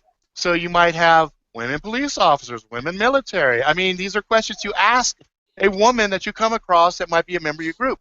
Do you have any military experience? Do you have any police experience? Do you have any EMT experience? Do you have any nursing experience? Veterinary. What have you done? Yeah, a fucking vet is better than nothing. Hell yeah. You know, it's like, okay, I know that's a fucked up situation. I saw a dog get hit by a car look like that. You're pretty fucked. You know, it's like, Yeah. thanks, Doc. I Dead appreciate is dead. that. I appreciate that assessment. But so much you know, serious. I mean, the reality is the same question you would ask a guy, you're gonna ask a woman. You know what I mean? And if you luck out and you're like the last man on Earth and you come across the last woman on Earth and she's a fucking badass Laura Croft, you know, with dual Desert Eagles blowing shit away, you're just like, thank you, Lord. I am fucking prepper heaven. You know, I got a woman that can kill anything and she's smoking hot, you know? So it's like, it's silliness. It's like, okay, ask the questions. What was your profession?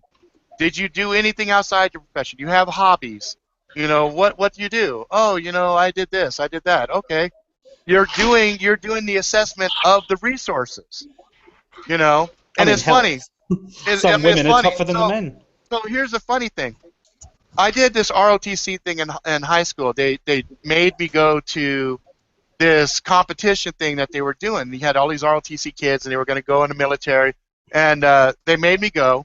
And so there's this guy, Chad Flaherty. He was on one team, and he thought he had the A team. He had all the big dudes, right? And I got left the misfits. I had one short Filipino girl. I had a big, tall Filipino girl. I had a gay dude that was really, really super tall and lanky. And then I had like two fat guys, and then there was me. And so we had these obstacle courses that they gave you these different things like wood, buckets, all the stuff. And the sand, if you touch the sand, you're dead. Anything that was painted red, if you touched it, you were dead. I tell you what, with my little motley crew, man, we were knocking shit out of the park because I had all these different sized people, and I had the big Samoan dude. There was one point, everybody was stumped. They couldn't figure out how to get up. I had the big Samoan dude toss the little Filipino gal over to the thing. She jumped over like a little monkey, caught onto it, tied some rope, put some board up. We all fucking shimmied up on top of the shit. We beat the obstacle. All the other guys couldn't because they were on all these big. They had big beefy dudes. They had two dudes try to throw one. It was horrible. It was fucking okay. But it goes to show you sometimes the things that you think are like against you. Oh, look, we got this small ass girl. She's so fucking useless. You get holed into this fucking room. Oh, wait, there's an air duct up here. Only person can fit in there is the little one. So, you know, sometimes you get exactly what you need. You just got to stop being a pompous dick and say, okay, she's a member of the team. We'll get her in where she fits in. You know, she might be like this fucking amazing naturopath that knows all the plants and shit in the area. And she's like, oh, you know, you're hurt? I got this pain medicine I made off this fucking tree bark. You're like, tree bark? What the fuck are you talking about? Then you're chewing on it, and then 10 minutes later, you're like, warm, fluffy cloud. This is awesome. You know what I mean? It's like, why waste a potential resource by just being so shallow-minded? And here's the other thing. The burrito? If he is out fucking standing, good for him. He's like he's frozen to me. But, you know, you also are missing the potential of, okay, so yeah, you are a small woman or a big woman or whatever. How old are you? Oh, I'm 16. Okay. You're young. Guess what? Young people have energy. Young people are trainable. You know what I mean? It's like I'd rather have a young person who knows jack shit And they have than new ideas. that's open to new ideas than to a motherfucker that's cup is full and says, "Oh, I know this. I know this. I know." You know what? Get the That's fuck not out of how here. we did it before. Yeah, get the fuck out of here. You're no use to me. That was the old world. We're in a new world, and You need to learn to adapt. your skill set means jack shit. Oh, what's she gonna do? Oh, well, I'm gonna give her 2 knives because I actually like her. I'm gonna train her how to use it, and probably in about a week she's gonna be capable of slicing you in 15 different ways. So how's that sound? You So know? don't come back. Because Yeah, she hates you now. yeah, she fucking hates you. 'Cause So. you're You know, or she might get in and suddenly de-escalate things. Look, you scared. I'm scared. We're all scared. I'm like, yeah, see, she just saved your ass because she de-escalated. So there's a value. Shut the fuck up. thank her. Thank her right Thank now. her right now before I get mad again and chop your ass because there's no police here. You know? Thank her for you not feeding my dog. I am the law. Yeah, so, you know, and then the last point was they can literally do anything, however, maybe not best to have them in scouting parties. So my question to you is, not having them in scouting parties, is that because they are a liability if they get caught, or what was the thinking behind that statement there? If you run into other groups, you could say, no, we don't have any women in our group either. Sorry, bro. It just Oh, I get you.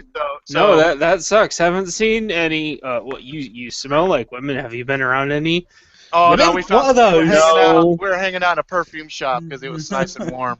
Yeah, we've got a couple. We got a couple of ugly dudes that like perfume. Really? Are they hot? Right. No, they're ugly dudes. Sorry. No, they look like boogalars. You wouldn't be interested. They look like the ass end of a Wookalar. That's right. So now the next topic here. But then is- if you come back and give a funky hand signal, all the people that aren't in your group just drop with no heads. That's right. Because From the women shooting them. That's right. That's right. Yep, and then Exactly. you're like, oh, thankfully we're nice to them. Give It's like each woman one bullet. you got like walkie-talkies. You're like scouting party to Valkyries. Come in, Valkyries. Valkyries. Bring them to Valhalla. You know? Yeah, you're speaking my mythology now. I love Norse You know. mythology. That would be so awesome, you know. Yes. No, we're giving them the good signal to keep you alive. Trust That's me. right. Yeah, we're giving it okey doke. We're giving it like this. So you have like a bet with them. Okay, I want you to shoot through the O into his forehead. That's the bet for extra rations for tonight. I got 2 rations on you. Go for it. Yes. Okie dokie. Oh, damn it. She nicked my thumb. But she did get him. Got him in the forehead. So. That would be awesome. So, okay, so now we're going to talk about some of the things. And, we touched on a few of these, but we're going to go a little bit more here. So, what women need to look out for. And I wrote this part because I get a lot of questions if they haven't had training or if they don't have the intuitions or if a lot of the common sense has been trained out of them. What to start looking for, because the media, the politics, and has ground so much of this out. Because a lot of it's even from Canada, where they're like, we see what you guys are going through in America. We see a lot of Americans want to move up here, vice versa, immigration. What do we look out for, since they know we've been dealing with this? And so that's why I've been compiling a lot, because they don't know. They go buy a gun, but they don't know. Right. They might not do the adequate training. They might have did one safety class that told them how not to shoot themselves, and that was it. Correct. Yeah. So I think this kind of goes hand in hand with the vetting process that I brought up earlier, that I think is valuable for anybody that is considering another person in their group. I mean, you could even consider. I mean, we kind of do this in our relationship building with the people around us. So a lot of times we'll sit there, hey, so what do you do for a living? Hey, what do you, hey, what school did you go to? There's these things that we kind of instinctually do to kind of feel a person out. And some people say, well, I'm just making conversation. No, you're not. You're judging. You're trying to figure out if this person is worthy to be your fucking friend. You know what I mean? So some of these things that have been compiled, things to look out for that maybe might not be a good fit in a group. Now, here's something that's always important, and this is even in our polite, normal society. You'll hear the word culture, okay? And culture is a very interesting word because culture is something that is not just a cultural thing, like, oh, that's an Asian thing or that's a black thing or a Latino thing or whatever. Culture is a group thing, okay? We have a culture inside of the Angry Jackalope crew. Whether you know it or not, there's a certain level of respect. There's certain ways that we deal with each other. There's certain inside jokes. There's certain things that we do that define the culture. So when you have a survival group, that group is going to survive by conforming to some form of a culture where they work as a cohesive group.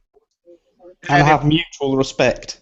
Well, mutual respect, love, compassion, understanding, all of the positive things that are vital for a group to succeed and survive. Because, you know, if you have a tyrant who's leading a group by fear, okay, that will carry that tyrant for a while. But there will inevitably come a point where somebody's going to challenge him, and when the people that were fearful of him see that shift, they're going to switch, you know, and we've seen that historically, okay? And that is so important to understand the culture. You want a culture of respect, love, admiration, and things like that, because if somebody loves you... A change in the status quo would be the term. Well, if somebody loves you, they'll die for you, okay? And that also lends itself to a survival mentality. Somebody might have some food that they're hoarding, that they know about, and they're taking little nibbles and they're not telling anybody, okay? Because they're just looking out for number one. But if that person was treated good and that person was realizing they wouldn't have gotten that stash in the first place had it not been for the caring and compassion of the group that he's a part of or she's a part of, when they realize I am much better and stronger with the group and they need to be just as strong as I need to be, they will risk their life and share it out with the hopes that the group will move forward and find more resources to keep them all strong.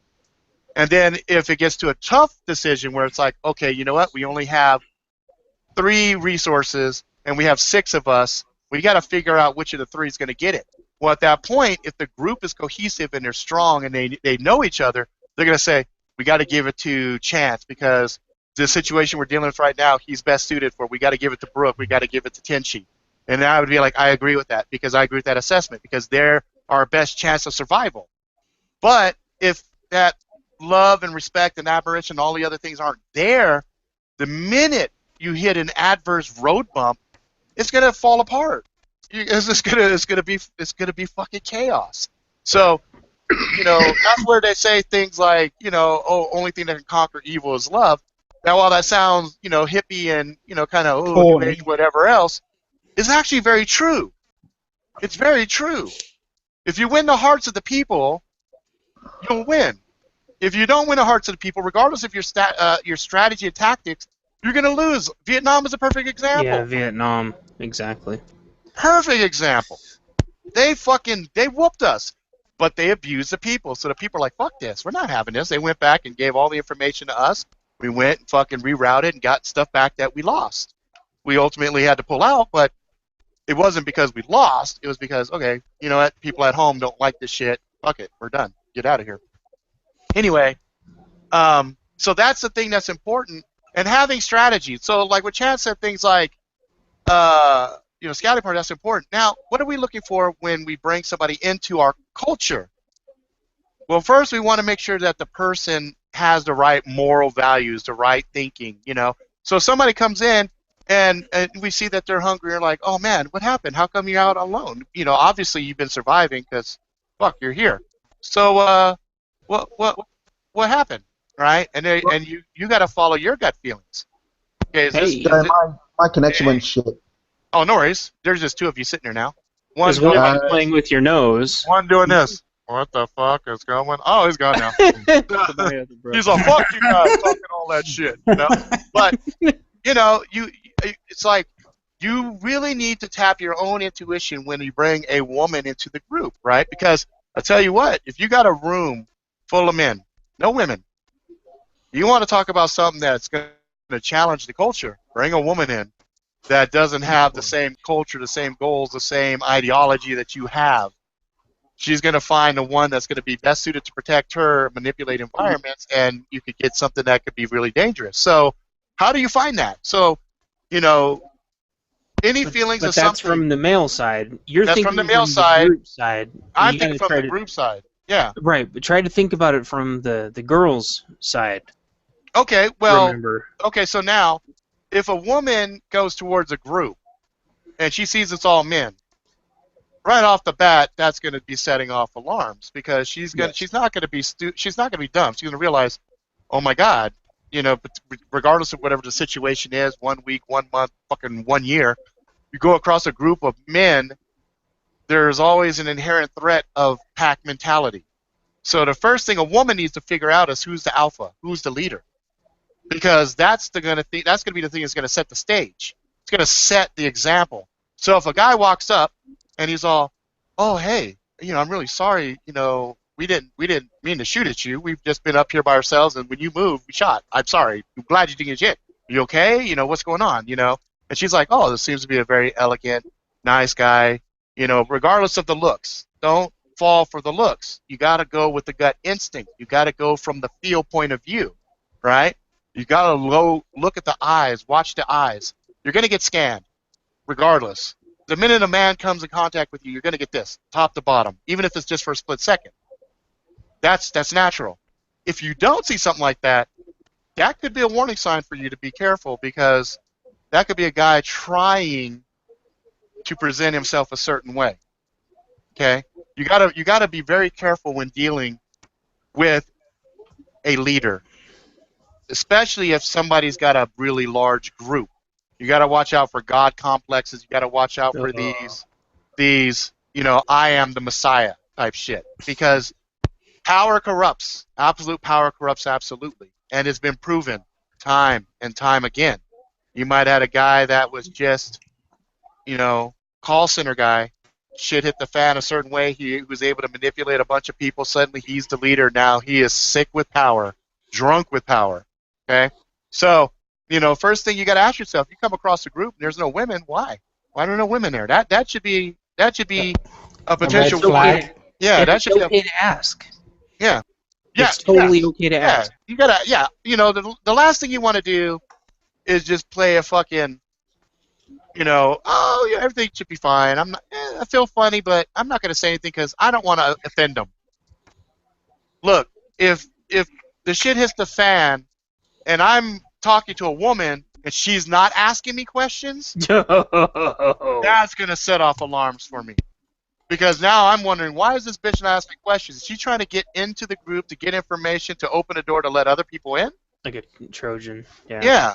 You know, so I'm, you know, I've done too many Dungeons and Dragons scenarios where I had a woman who was the Trojan and she always delivered some nastiness, you know. The Trojan, instead of the Trojan horse, you had the Trojan whore. You know. Well, I mean, you know, so let's take a look at some of this. So something's not right. Guys paying too much. Well, you know what? Depending how much time has passed, and depending if you ask the question, is there any other girls there? You're gonna get a lot of guys paying attention, especially if they're younger guys. You get young guys, you know, the expression young, dumb, and full of cum. There's a reason for that expression. Yeah. They only got one thing on their mind. That's right. And I tell my daughters, that's a man thing, period. You know, don't ever have a man come up and say, oh, I just want to be your friend. No, they don't want to be your fucking friend. You want to get a friend, get a fucking dog. No, you're not. No, guys are not your fucking friends. Because Correct. most of the time, there are anomalies. There are a few occasions where a guy starts off as a friend, but then he falls in love with you, and then, you know, now you're dealing with the same fucking thing that I told you to watch out for in step one. Okay? If they've got a functioning dick and balls, you're going to want to use it. You know what I mean? What the? Oh, you'll see, son. Oh, it's just a Zach. Never mind. I thought, You'll see. I thought we had an alien invasion. It was My just a son's Zach all, with Daisy. what? My son's all, what the fuck are you talking about? I'm like, oh, you will know. There will be a point he's gonna say, son of a bitch, my dad was right. So, but here's the thing on that, and here's why I think that's important.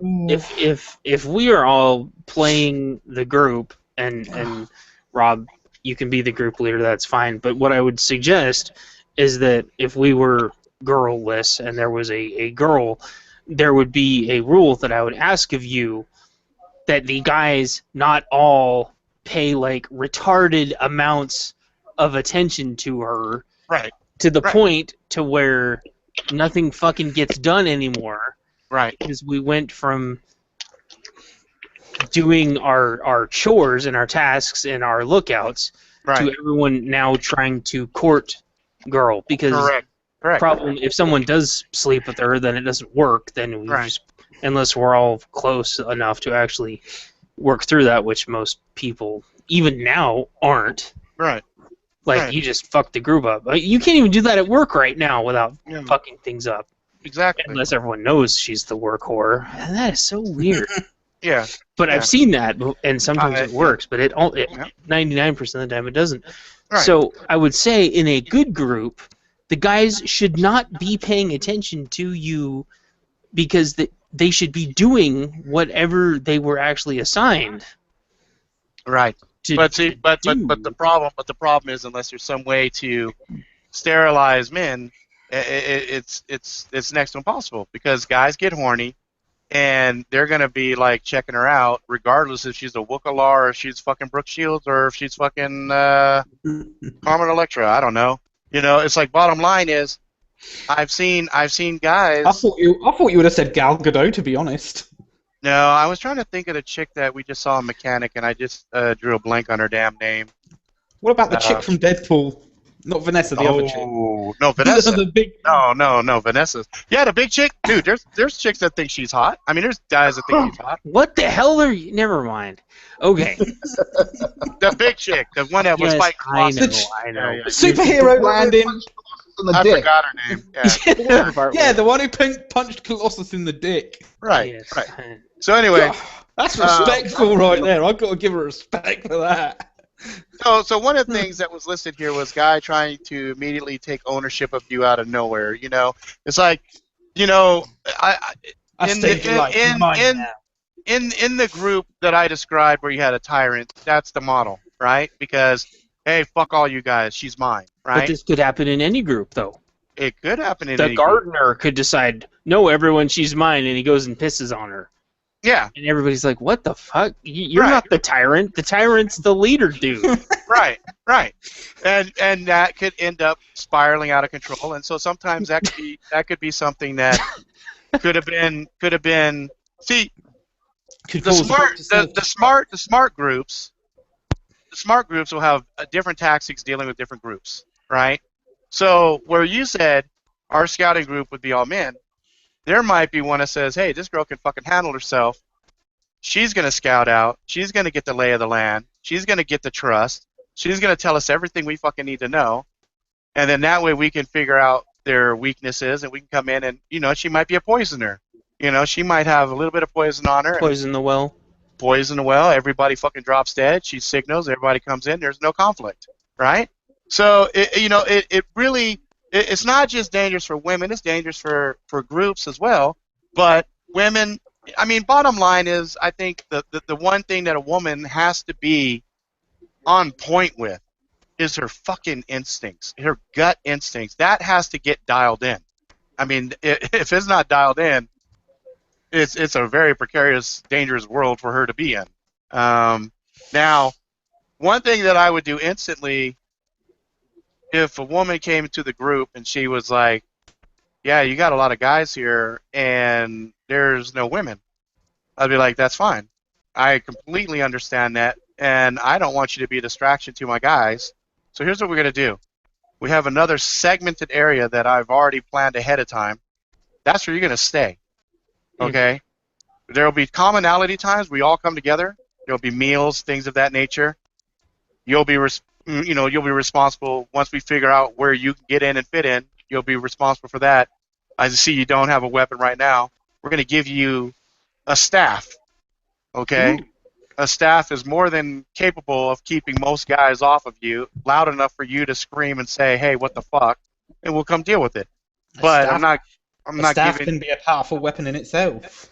You know, it can, but it's not like a knife where she can come and cut everybody's fucking throat in their sleep. You know what I mean? You don't hear of mass killings with staffs. You know, no, you don't have bow staff mass killings. You don't hear about much, because they take too much skill to wield effectively. Right, but at the same time, you got something that can keep distance, right? Tell her, if you want to sharpen the edge, go for it. But that way, just tie your knife to one end of it, then you've got a spear. Well, she's not getting a knife. She's got her own gear, that's great, but I'm not going to give any of my gear until she's trusted. Earn it, yeah. She's got to earn it. Or strap a sharp stone to the end. Okay, anyway, so bottom line is, if you come towards a group and they say, well, you can't have any weapons or you can't do this, that's a red flag. They're gonna rape. Yeah, they're gonna rape the shit out of you.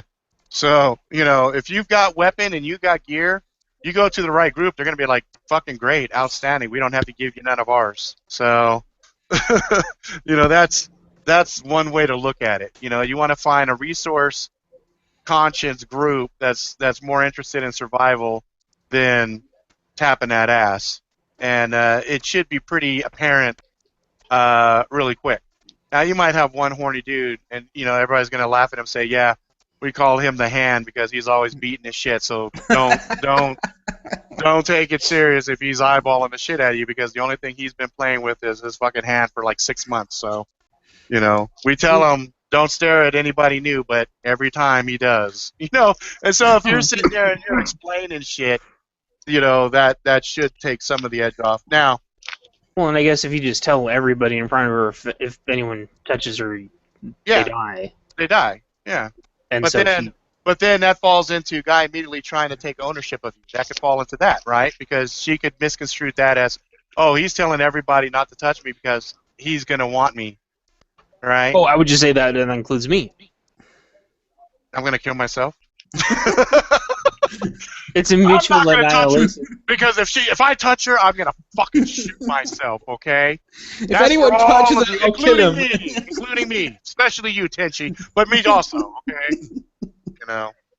But I mean, bottom line is this is a fucking. I mean, for a fucking shit hit the fan situation for a woman. First thing you got to make sure is, you have that survival mindset. If you don't have that survival mindset in the first place, fuck, you're screwed. You're fucked. I don't want to be a dick, but if you're not going to make the effort and you're just going to play the fucking victim, just kill yourself, because somebody else is going to do horrendously horrible things to you.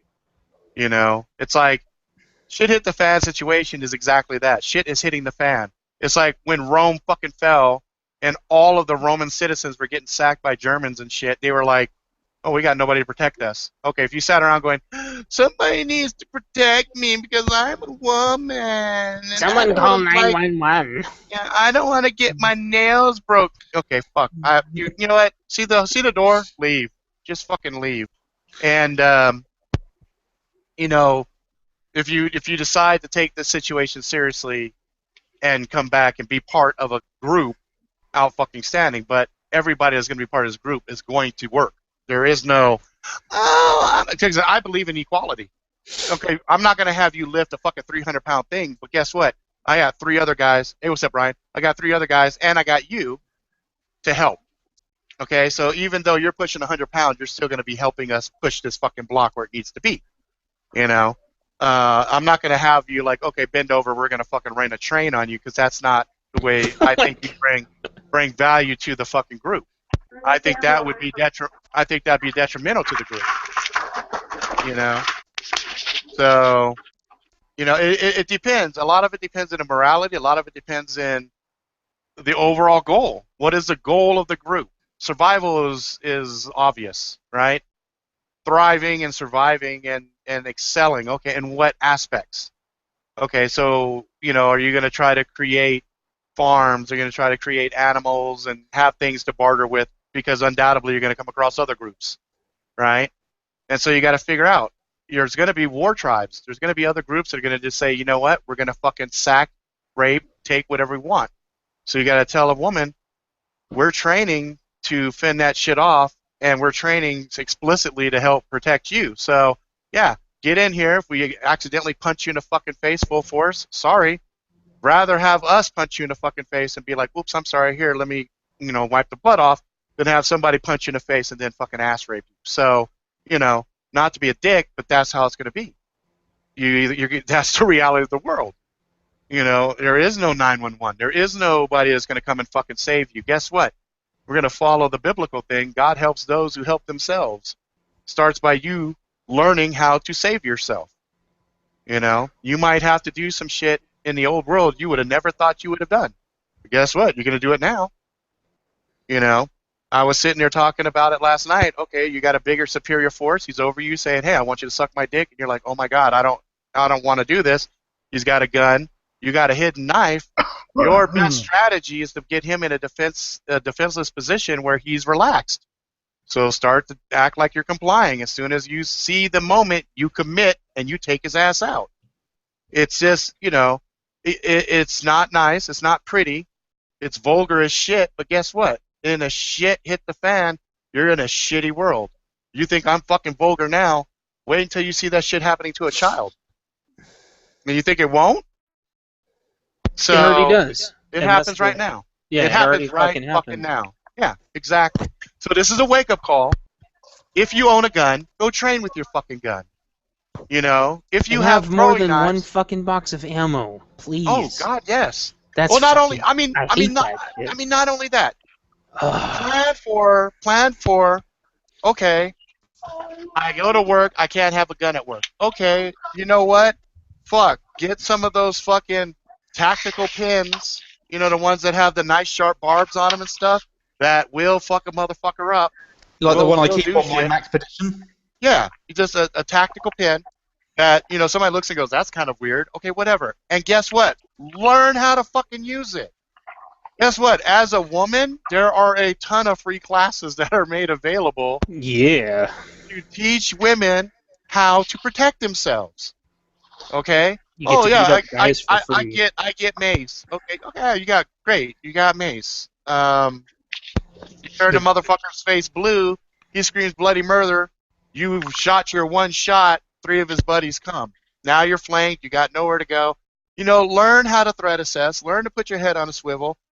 Don't be like this all the fucking time on your fucking phones, right? And be aware of what's too much where I am. Yeah, be aware of your surroundings. Don't be a digital zombie.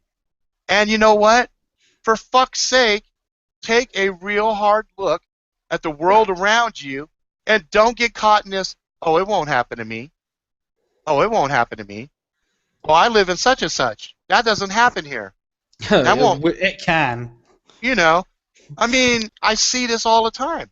But it's like, okay, it's like, all right. So it's funny because my wife, I tell her, hey, come on, train with me. She's like, no, I don't want to. You'll just protect me. And I'm like, oh, my God, are you fucking serious? I'm like, no, come on, train with me. She's like, no, I don't want to. Fuck. Okay. So I already know from an assessment point of view, my wife is going to be a weak link. My daughters, they want to train. My son, he wants to train. Fuck, the dog trains with us. Okay? Yeah. You know what I mean? We're on the ground doing shit. The dog's on there. I'm like, okay, you're a good distraction. If I could throw a piece of meat on a motherfucker, you might distract him long enough for me to ching, ching, ching. You know what I mean? Look, you got, and for God's sake. It doesn't even need to be a piece of meat, Rob. It just needs to be gravy. Look, this right here, this one. Right behind bone in the head. The bone, right behind the bone and the flesh here, is the most important fucking organ in your body. Exercise that shit. Read some fucking books. Learn strategy. Play chess. Do things that make your brain fucking work. Don't be stereotypical. Chance has some great fucking final things to do, right? Some of these I read, I'm like, oh, obvious, but out fucking standing, and I know a lot of fucking people that don't do this. Okay? All right, so travel in packs, mean, angry packs. Now and a lot of women already do this. They go, you see a bunch of women going to the bathroom, you're like, oh, those stupid girls, they all go to the bathroom together. But then you're like, oh, wait a second, that's Actually, quite clever. Well, buddy Clever. system, Then why don't they all Yeah. do that? Yeah, At some and point, they stop. it's a built-in buddy system, right? It's like, oh, I got to take a piss. Okay, I'm going to go stand right next to you, and I'll have the knives out and everything, be ready position. You take your piss. If something comes at us, who knows what it could be, I'm here to protect you. It's a buddy system. And guys, when you go into fucking public restrooms, there's no reason why you can't do it too. You don't have to be all macho. Yeah, well, It's a because fucking concrete prison. Yeah, because it's the established thing. Oh, women, they're going to go powder to nose. They're going to go gossip. Oh, my God, what do you think about such and such? Okay, whatever. Okay, whatever. But the paradigms that exist are the things that imprison you and also are going to be the harbingers of the shit that's going to come. Yep. But people are so happy in the Matrix, they're like, oh, I like my steak. I like my Frappuccino. I like this. Oh, it's Dancing with the Stars. Everything's great. Football, nothing's wrong with the world. Ew, when it comes, you will be shocked. Anyway, be aware and confident. Don't be looking down. Oh, don't be looking down your phone from point A to point B. Look, one of the big deterrents is eye contact. Eye contact freaks out most motherfucking dudes. I had this one girl that I used to roll with. My Lord, this girl could fight. Oh my God, she could fight. And she would walk confident as a motherfucker, right? And it served her well, okay? And every so often, like, you know, somebody would, like, she'd tell me, yeah, this dude tried to follow me. I turned around, I looked him right in the fucking eyes, and I said, yeah, and he turned around and went the other way. Yeah, guys hate that.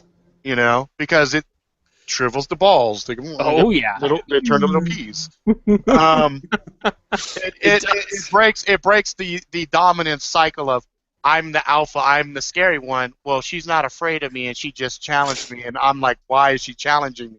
So now my ball's webbled up, and I'm like, what does she know that I don't know? Exactly. So they start to check themselves. Like, I teach my daughters these psychological fucking warfare tactics every fucking day, and they work like a champ, okay? Then my daughter is like the terror of her school. She goes and helps other kids that are getting picked on. She jumps in and starts saving. I'm like, no, you got to stop doing that. You just save yourself. Don't go get into other people's shit, okay? So the funny thing comes when she uses that psychological warfare on you. It won't work because she has nothing to fear for me, and there's no reason for me to do anything to her. So there's no conflict. The psychological warfare is inside of a conflict scenario, okay? A bunch of kids come up. So she had I'll tell you the story. She had 3 Mexican kids that were harassing her every day after school. They'd walk up and they'd pull her hair and they'd do shit, and she would just say, stop, stop, and she was all kind of shy. And I told her, okay, here's what you're going to do. Find a big one. Call him out. You say, stop fucking with me. And he's going to say, or what? Say, or find out, right? And then, on top of that, freak him out by saying, oh, and if you're a little bitch that hits a girl, that just punches a girl for no reason, no problem. I'll scream, oh, he hit me. You'll get expelled because this is a no-tolerance school, and I might have a little bruise. But you're fucking gone, and I don't have to deal with you anymore. So go ahead, tough guy. Punch me. And the dude's all like this. Oh. And his friends are all, yeah, dude, do it. And now his friends turned on him, right? Come on, dude, you're always talking that shit. Do something. Nice. Stop being such a pussy. Stop being such a so pussy. he turns around and runs. And so she looks at the other two, okay, and then they fucking poop. And guess what? From that day forward, no more problems. And I tried to explain to her, I said, you know, though, they probably just liked you. They thought you were pretty, and so they were doing that because they were young. They don't know how to do that. So they just pull your hair. Because I know, but I hate it. I said, well, you dealt with it. But that's my point. She has nothing to fear from me. I'm not sitting there saying anything for her to rebuttal. There's nothing for her to counter. There's nothing for her to be the aggressor to. Because if she comes to be aggressive, I'm going to laugh at her. I'm like, what the fuck? I'm going to say, what the fuck crawled up your ass? Why are you being like that? And how is she going to counter? I just wanted to do some psychological warfare with you, Dad. Oh, you want to play some scenarios? Sit down, Padawan. Let the Jedi Master play with you. Come on. You know? So we just talked about this a little bit. For women, So this is actually pretty important, except in Hawaii. I'll say except for Hawaii on this one. Okay? For women, it's okay to make eye contact with men. In fact, it's better. Whereas man-to-man, not good. So yes, universally, man-to-man eye contact, it's like the alpha male. It's like, Unless you're nodding at them, which is usually like security to security or whatever. Like, no, except nodding up again, means you're like gangs. You're gonna go kill each other usually. Yeah, but if you're in Hawaii and you do that, that's an invitation for a fist fight. So that's what I mean. That's nod up. Yeah, nod up. Nod down, like if you see TSA or something and you nod down at them, you nod back and you're like, okay. Oh. No, that's a bow. That's a bow. Which is okay if you have Japanese, businessmen. If you have Japanese, you bow the same depth and duration as them. No, you try to go lower. You try to go lower. Go lower. The person who goes lower is going to show them more respect. Well, unless you're my housemate, because he can't go low physically because he has titanium in his back. Then you let a motherfucker know beforehand. No, seriously. You let him know. And actually, it's like I would bow lower, but I have an injury, and they'll say, okay. And in the prepping centre, I actually brought up a valid point because I asked my housemate, "Oh, what are you going to do if the shit hits the fan?" He goes, "I'm going to rely on you. You're the one with the blades." Yeah. I'm like, motherfucker. I would. Well. Okay. Well, not part of the group. Anyway. So, exactly. So carry whatever weapons you can, however you can, to feel safe. Train. Get everyone else to do so as well, and carry everywhere except where it's not legal. Airports, court buildings, things of that nature. Right? Flights. And I say this a lot because guys will try to they try to put barriers and restrictions, and liberals do this a lot too, like wooden furniture because that's hunting stuff. And it's like, we're not talking about hunting. We're talking about defending ourselves. But I say specifically to the ladies, carry whatever the fuck you want. Like, if they decide they want, brass knuckles with fucking spikes on them, like if you see the Blade anime, I don't know why that popped into my head, but the gal carries silver knuckles with fucking spikes on the ends. I know it's a cartoon. But carry whatever the fuck makes you feel good and happy and safe. It is about feelings, and because you're going to carry... What? Carry deodorant. The deodorant sprays. Aerosol. Oh, I know. God. Ugh. With a lighter. Flamethrower! But there's some people with a wasp spray or hornet spray. Oh, God, yeah. Which will fucking burn your eyes inside out. Yeah. But I used to do those deodorant flamethrowers for fun when I was a kid. Okay, well, for everyone watching, don't actually do that stuff. Don't do it. It's dangerous. It can it can blow up. No, it's because you're breaking shitloads of federal laws. But no, not in the UK. But hey, the UK doesn't have any federal laws. It just has retarded ones. Yes. So, but what I say though is carry whatever makes you happy and makes you feel better. But with pepper spray, like you brought that up earlier, I think that shit either has to be recharged or some shit, just like fire extinguishers, fairly often. I don't know. It's like CO2. I don't know how that works, but usually it's like the small ones. Disposable can. Like $5 to $12. They've already got the pressure built up, and when there's a little safety, pop that safety, and you spray it down. It does the one big spray, and then that's pretty much it. It's like a one-shot done deal. They have other ones that have multiple uses, and they start to go up in size until you get Dog the Bounty Hunter size. Yeah, you know what I mean? Dog the Bounty Hunter. But the size of pepper spray, the size again, of a fucking fire extinguisher. But again, I used to sell tasers. I used to help a guy sell tasers, and we used to tell people all the time, they have to be recharged a lot. Well, there's like these cell phones. confetti. There's confetti and stuff, and there's power, but they also want you to kind of train with it. So they've got a little laser. That's fine, but there was a thing that they would do to let you try it a few times to see how it is. Right? Again, this is what I talk about with my training with my kids and stuff. Understand range. Right? You got to understand the range, because if you don't know the distance between this and this, and you go to deploy something and you're not fucking accurate with it. Are you talking about the cattle prod? dart things? Yeah, the tasers, the gun, the taser, they shoot 2 prongs out. There's a Connected laser. to little wires. Yeah, Yeah, I know. I know. Which ones you're talking they've about. got girl models that you can get that are more sleek. They don't look like a gun. They look, Curvy. God, I don't even know how to describe it. But you just look up taser. You'll see these models. They look futuristic. They look kind of like a flashlight or something. A pink Okay. flashlight. Yeah, but they got like leopard print. They got all this crazy shit. But anyway, it has a laser scope on it where the laser's at the prong you're supposed to hit, you know? And it blows out confetti, and they tell you, you discharge it. The guy's on the floor doing a funky chicken, put it on the ground and leave. And then go do a police report. They'll go back to the scene. They'll see the confetti on the ground. The confetti has the serial number that matches your taser. Oh. Taser will give you a whole nother taser. Holy So- shit! Yeah. Huh. Because they want you to be safe. So you'll discharge a taser. The police ones are different. They can sit there and engage that fucker a few times, like after 30 seconds. They could keep, doing it if they wanted to keep a guy on the ground until they can cuff him or whatever. The civilian models, it has like a 30-second thing. You're supposed to drop it and run. And they'll say, we'll give you another one. And so it's not bad. It's like $249, I think, for it, Wow. and it, yeah. What about the old school ones where it just sort of has 2 metal prongs and fucking... Well, A I stun mean- gun. yeah, those are kind of hit or miss, and a lot of times, like movies will say a motherfucker's knocked out forever. The few times I've used them, like the fucker goes down, but he's back up pretty goddamn quick, and he's pissed off. So you need something that's gonna really like tasers. Fucking will fuck you up. They take out.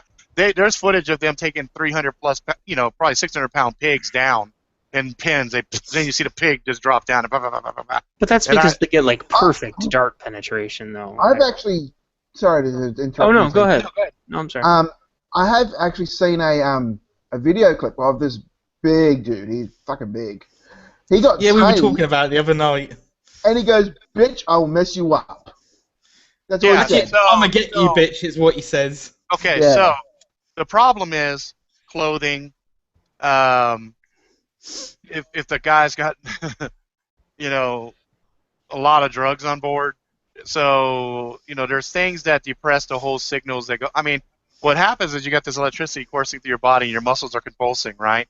And I came up with a methodology how to totally beat a taser, and because I have a friend at taser, and so I was telling him about it, and I was like, if I did this and this and this, and those prongs hit, he's like, okay, don't tell the world that shit. I'm like, okay, I won't. But but sometimes you have to penetrate. It has to be able to get the prongs inside to be able to deliver it to the muscles to go through the body, right? So if you hit a guy's wearing a big jacket, for example, and you hit through and it's just hitting the jacket, it's not doing anything to him, right? So it has to like if it's on clothes, the clothes is touching, he's gonna get a little bit, but like you said, if it's a really big dude, he's just gonna be like pissed off. Pain threshold, that might factor in, but I was at the taser booth, and they had this corn-fed country boy in front of me, 6'7", 6'8", and he was happy as a fucking pig and shit because they were lighting everybody up, and they didn't even prong you; they just put these little clips on you, and Like jumper cables. yeah, like jumper cables basically, and you had to sign a waiver. He's like, "This ain't gonna be," and it was right behind him. Okay, and he's sitting there, he's like, "This ain't gonna be shit," and they're all here, and he's all, he just goes like that, and he falls back. They catch him, and he's within like 5 seconds, he's like cohesive again, like whoa. And they're like, "What happened?" He goes, "That fucking sucked." He goes, "That sucked." And he goes, "Did it hurt?" He goes, "Yeah, but you forget it hurt, but like it fucks your like your body is just it's like if you ever played with TENS units, it's like that like on steroids. It's fucking ridiculous." Yeah, And again, something my housemate has because of his back at tens machine. Yeah, so I was gonna get tased, and my wife yelled at me because I'm on the phone and I'm telling her I'm giving her the blow by blow of the guy in front of me. She's like, "Don't do it. Your back's fucked up right now." Blah blah blah. And I'm like, "All right, fine." So I get up there and I'm talking to my friend at Taser, and he's like, "You gonna do it?" I'm like, "My wife won't let me." Nice. So recently, because recently though, not very recently, like probably 7 months, no, 8 months now, I guess. I had AFib. Okay, I was feeling funny and I felt weird, and I was like, couldn't focus, and I told my wife, I feel funny, and she's like, oh God, no, it's 2 years now, because she was studying for her final. Yeah, God damn, it's 2 years already, not 8 months. What am I thinking? So anyway, I go like this. Mandela. I go, my heart's going like this. Like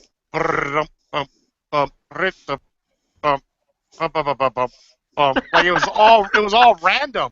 And she And you goes, listen, what? Fred says, hey, I can dance to that. And she goes, what? And so she's like listening to my heart, and she's like, oh shit. So we go to the ER, and so they pump a bunch of this liquid in me, hoping that it's going to make everything go regular, and it doesn't.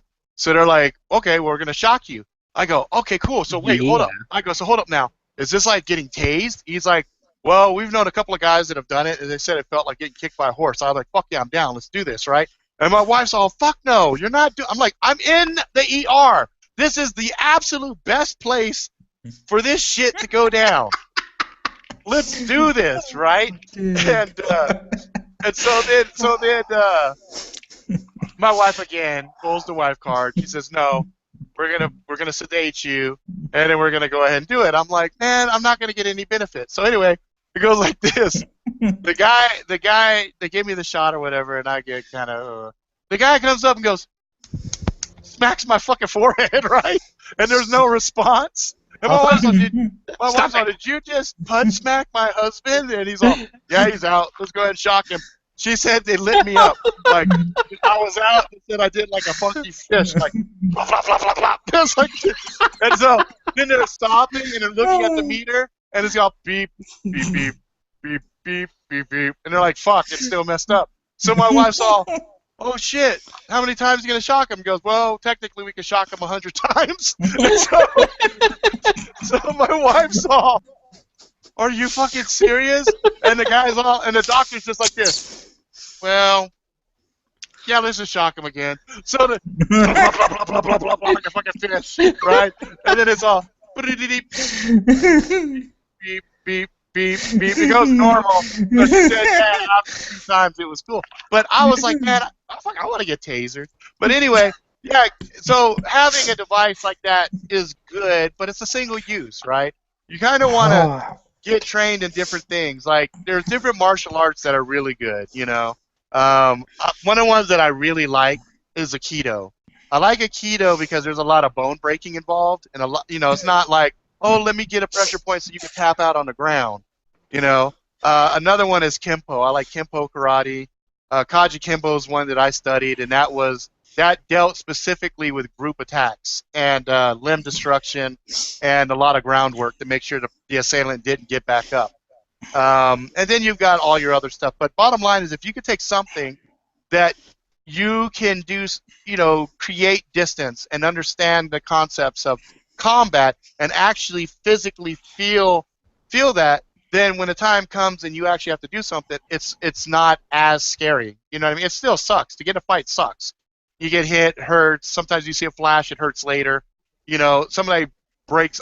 Thankfully, I've never had a broken arm. I've broken a few arms, and by what I've seen, it doesn't look to be pleasant. So, you know, wobble. Yeah, you know, it's a horrible thing. But even the fact of breaking an arm, until you actually break an arm, that first time that it happens, oh my lord, it's fucking scary. You're like, holy shit, what did I just do? It's like, even though you know you're in a fight, you still have these human emotions like, oh my god, I just fucking really hurt a person, you know? So, you know, you need to be able to figure out how to think like a survivor, how to threat assess, how to be realistic when dealing with other people. And if you already suck, if you're one of these people that people already hate you, period, you need to really check that and figure out why and start working on it. Because, you know, it's not a popularity contest. Well, you know, human interaction, there's a little bit of charisma and stuff that's kind of vital in being invited into a group in the first place. Unless you're just super fucking hot and you're going to try to get by on that, you're going to have a rough going because you're probably going to get invited into the wrong types of groups. And that's not surviving, you know. You get invited into the kind of group that's going to sell you as product. Yeah, I think there's a movie out right now called Sausage Party, That looks funny, actually. I think that expression "sausage party" is reflective of this discussion. And so, anyway, some other things that were good that was here, and this goes back to conversation we have all the time talking about our gear. Try to dress neutral. Okay, wearing one of these flashy dresses that accentuate every curve of your body, whether or not that's a power dress or whatever, and you're just dolled up to the T. You know, your eyebrows are on fleek, your makeup is fucking perfect, your hair is done like you just came out of a fucking salon. You just look like a fucking perfect 10. In certain situations, that's great, but the following advice is going to be really helpful for you. If you decide you're going to walk around inside of a metropolis, a major city, and this could be even for just emergencies like earthquakes, tornadoes, you know, whatever, okay? Yeah. You're dressed inappropriately for survival, bottom line. Those high heels are only going to be useful if you're using those as weapons to bash somebody in the fucking eye to get to their brain, okay? So the other thing you want to do, I'll get to this, the second part of that statement at the very end here. What you want to do is carry a spare set of walking, running shoes, because I tell you what, if you might be awesome walking in high heels and looking proficient, but try to go on a full sprint, you know, run away from something that's trying to kill you. And I knew several gals at work that did this, and they were not popular, but they did not care about being popular. What they Right. cared about was being able to go on walks at work without fucking their shoes up. Yeah. And so they had, you know, less professional, basically street clothes. Right. That were not flashy. They were not business casual. So the second they walked out that door, they didn't look like sluts, which you could tell the visitors of like people's spouses, because you're like, what the fuck are they wearing? But then the people that were at work and leaving all put on street clothes, and you couldn't tell them from, and they disappeared. Yeah. They And that's kind of the goal. Plus, functional clothing. You know, having extra. I mean, it's part of having like a go bag mentality, right? Your go bag has, you know, vital tools, few weapons, improvised weapon materials, materials that might be needed, medication that, you know, spare medication that you have at home, but in case you get stuck and you can't get home, you still need your medicine, right? Things that preppers. This should be just. It shouldn't be preppers. It should be everybody. It should be everybody, but they're not going to do that. They're not going to do that because they think you're being paranoid. They think the government is going to save them. And the government has come out repeatedly, if people paid attention, and said, you're responsible for yourself. We're not responsible for you. If we can get you, great. If we can't, you're on your fucking own for 2 weeks minimum. So that's just weather. That's just weather and natural disasters. No, and Tenchi, a couple of EU nations just within the last couple of weeks said, or rebuffed, you should have 3 days to several weeks of supplies. Yeah. Germany just said it, and fucking Sweden or some shit, and everyone's like, wait, why? They're like, they haven't said shit like that since fucking World War II or something. Yep. And all this, and that blew a lot of people away. I saw 3 or 4 YouTube videos a day about that. Yeah. Yep. Yeah, there's a lot of warning bells going off right now. There's a lot of people on high alert, which is why I agreed with Chance that, you know, kind of deviating away from our normal fun, sometimes dark conversations to something that's more focused and structured to get out for people to make into MP3s and send to family members and stuff, and just give them the caveat, hey, these guys are blunt. These guys are not fucking around, but some of the things that they say are valid, or listen to it yourself and fucking paraphrase it into fucking, you know, a fucking minute and a half PSA. I don't give a shit. I mean, bottom line is shit needs to be expressed and disseminated out for other people to start waking the fuck up and taking accountability and responsibility for their fucking life. Because when this shit happens, it ain't gonna be fast. It ain't gonna be like oh, we have this situation, and everything will be fine. Just need everybody to be calm and collected. Look, there's only one country in the world that operates that way, and that's Japan. And they illustrated that shit after Fukushima.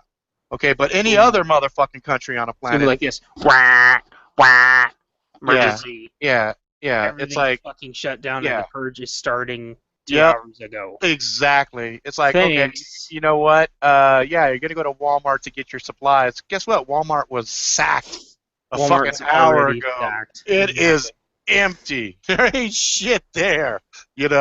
Oh, okay, well that's fine. They're gonna get another supply. No, get it in your head. Because There's the no supply, more. the supply already got raided on I-5. Yeah, it's gone. It's done. Yeah. Yeah. The warlord gangs of fucking LA now have a stockpile of fucking 75 trucks. You know what I mean? Oh, And yeah. they have now blocked the freeway, and that Black Lives Matters mentality is taken to a whole nother level where now they are blocking freeways and you're paying tolls of something to get past. Yeah, Or and you're- the government or you're owns the dying. warehouses because the Yeah. government's just impounded the warehouses. Yeah. And Yeah. so that's exactly Imminent, what will imminent domain and all these other things where they could take your Homeland Security. Yeah, they could take your shit. I mean, but that's what I say. Bottom line is, look, getting out, having gear and stuff like that. That's vitally important. But more important, of the most vital importance, is the mindset, right? I gotta go, Was that I gotta go. okay? See you later, bro. Alright. Thank you. Thanks for Later, having me. brother. See Later, ya. brother. Yeah. Peace. Well, Um, I think Chris Tanner has it right with his channel, Prepared Mind. Well, that's what he started with. He started with that and metaphysical stuff. He started with having a right mental aspect, law of attraction, things of that nature. That's where he started. And then he somehow stumbled into camping, and that stuff got into gear. And then and then he started manifesting shit. He'll tell you the whole story if you ever go back and look at his stuff. But the bottom line is, every survival book will tell you this. The first thing about survival is having a survival mindset.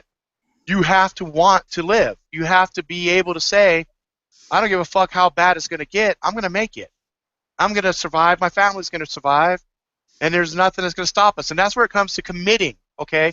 Look, getting back to this, and then we'll follow up with the rest of this. So he had, Chance also had, with the part where they were dolled up, there was a secondary part that said, but don't shame other women either. You're all on the same team. So, he talked about the girls that came to work and they had their tennis shoes and had some other stuff and they had street clothes, and people were kind of like, oh, really, that's not appropriate or whatever. Okay, they could, instead of talking shit or whatever, they could have compromised. They could have had a conversation. Why are you doing this, girl? Oh, you know what, girl? It's not safe, and I walk home, and I don't want to be all dolled out and have my high heels and have to, try to run in that. Oh, girl, I hear you. It's like, okay, so. And then they go, actually, I have this pepper spray. Oh, really? I would never carry pepper spray, but you do? Yeah, whatever. And then all of a sudden, click, click, click, click, click. Yeah, I mean, but, then they say, okay, well, here's a compromise thing. We want you to come to work. We want you to be dressed a certain way, but you have your desk that has a big drawer in it. You're more than welcome to bring your stuff, change in the bathroom, go do your afternoon run, walk, whatever, come back, change back into your outfit, whatever. Just you have to be presentable. I've seen that tons of times. Yeah, because they have locker rooms. Yeah, usually they're like, okay, sounds fucking fine to me. Even the fucking small office I worked in before had just a bathroom. They would go in the bathroom, they'd change in the bathroom, and they'd fucking go do whatever. Yep. But it all comes down to communication, which is a valuable skill that most people don't utilize. They don't listen. They just talk over people, and they just bulldoze through shit. People need to shut the fuck up, listen, assess, contribute valuable information. I mean, if people started doing that, things like shit hit the fan would be immensely easier to contend with, because now you'd have real conversation instead of, oh my God, I never saw this coming. What's going on? Okay, you know what? There's a time and a place for that. Right now, we need to figure out what the fuck we're going to do. Is this safe? If it's not safe, where the fuck is safe? You know what I mean? Yeah. If the place that's safe, is there gear there?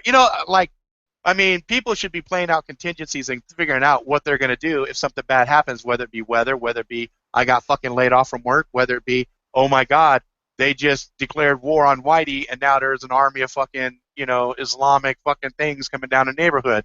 It's like, okay, some of these things, like, we could sit there and throw out what ifs, like, in like an hour.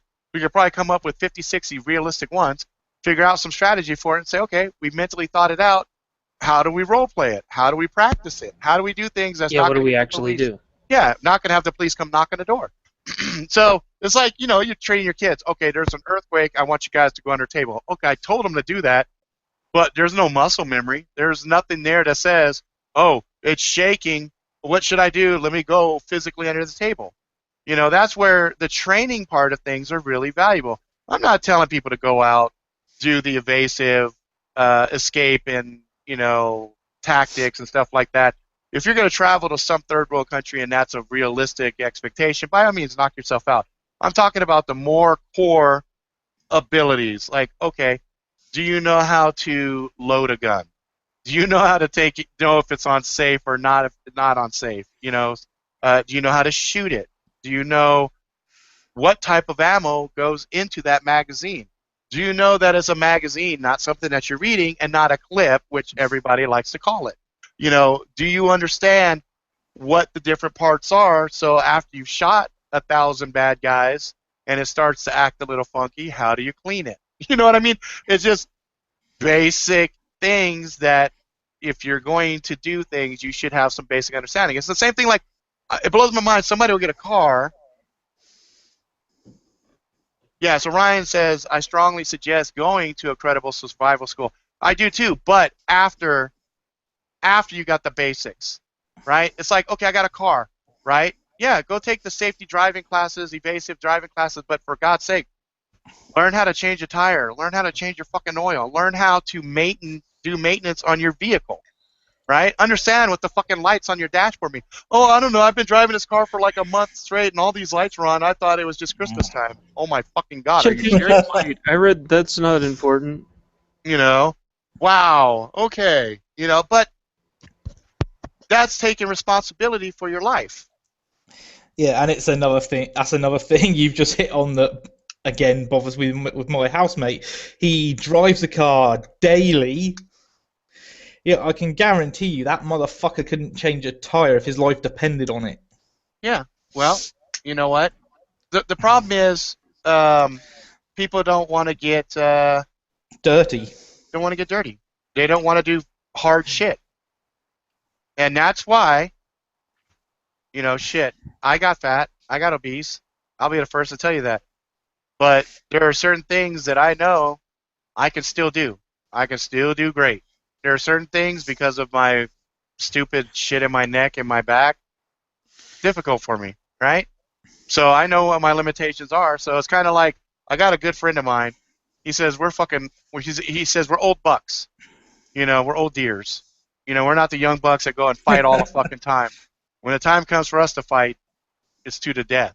And that's where that commitment and that no hesitation, you follow through, you do what you set out to do. When you get old, that fucking around shit, it's done. It's done. There's no playing around anymore. It's like, okay, I've assessed the situation. It's fucking dangerous. I have tried 3 different ways. It's strike 3 for this motherfucker. I'm not going to wait for him to swing. Boom. Throat check right there, followed by a fucking knife in his eye. Okay, done. All right. Why'd you do that? I ain't got time to fuck around. I can't dance. Shit, I got like, 20 seconds of fight in me before I get winded? Start going, hang on, I'm fucking tired here. Well, yeah, because he's just going to run around in circles and... I gotta take. It's like, fuck that shit. I gotta take my opportunity. You gotta end it fast. Exactly. And I will be the dirtiest, nastiest fucking fighter around. And I'll be proud. I'll brag about it to my son. Yeah, I pissed in his face and he got all scared and I stomped on him. See. Oh yeah. Ryan says, I thought I knew some shit and basic survival class was an ass kicker. It's a lot different doing it in your own time than having instructors pushing you. Yeah, that's true. You know what? And that's a really good point. As far as, you got friends around you. You might as well start making these little informal groups and push each other. Why do they say, oh, if you're going to go work out at a gym, have a buddy? Because it's easier to have somebody that goes with you and pushes you. Because there's some competition, friendly competition, things of that nature, right? If you have, we all tend to have experts in different industries that can train us. If you've got, for me, the problem is most of those training courses are kind of cost prohibitive. The ones that I got invited to, I think there was a couple of them. There was one here in Utah and there was one in Arizona that I got invited to, but the cost would have been like $600. Yeah, and at the time, I couldn't really afford high it. cost. I couldn't afford it. Week-long courses. Yeah.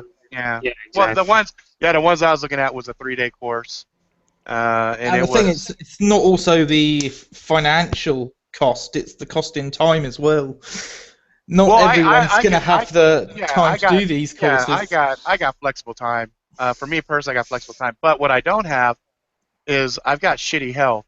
So, my first order of business, which I've been attending to, very, very strictly this last month here, has been my health.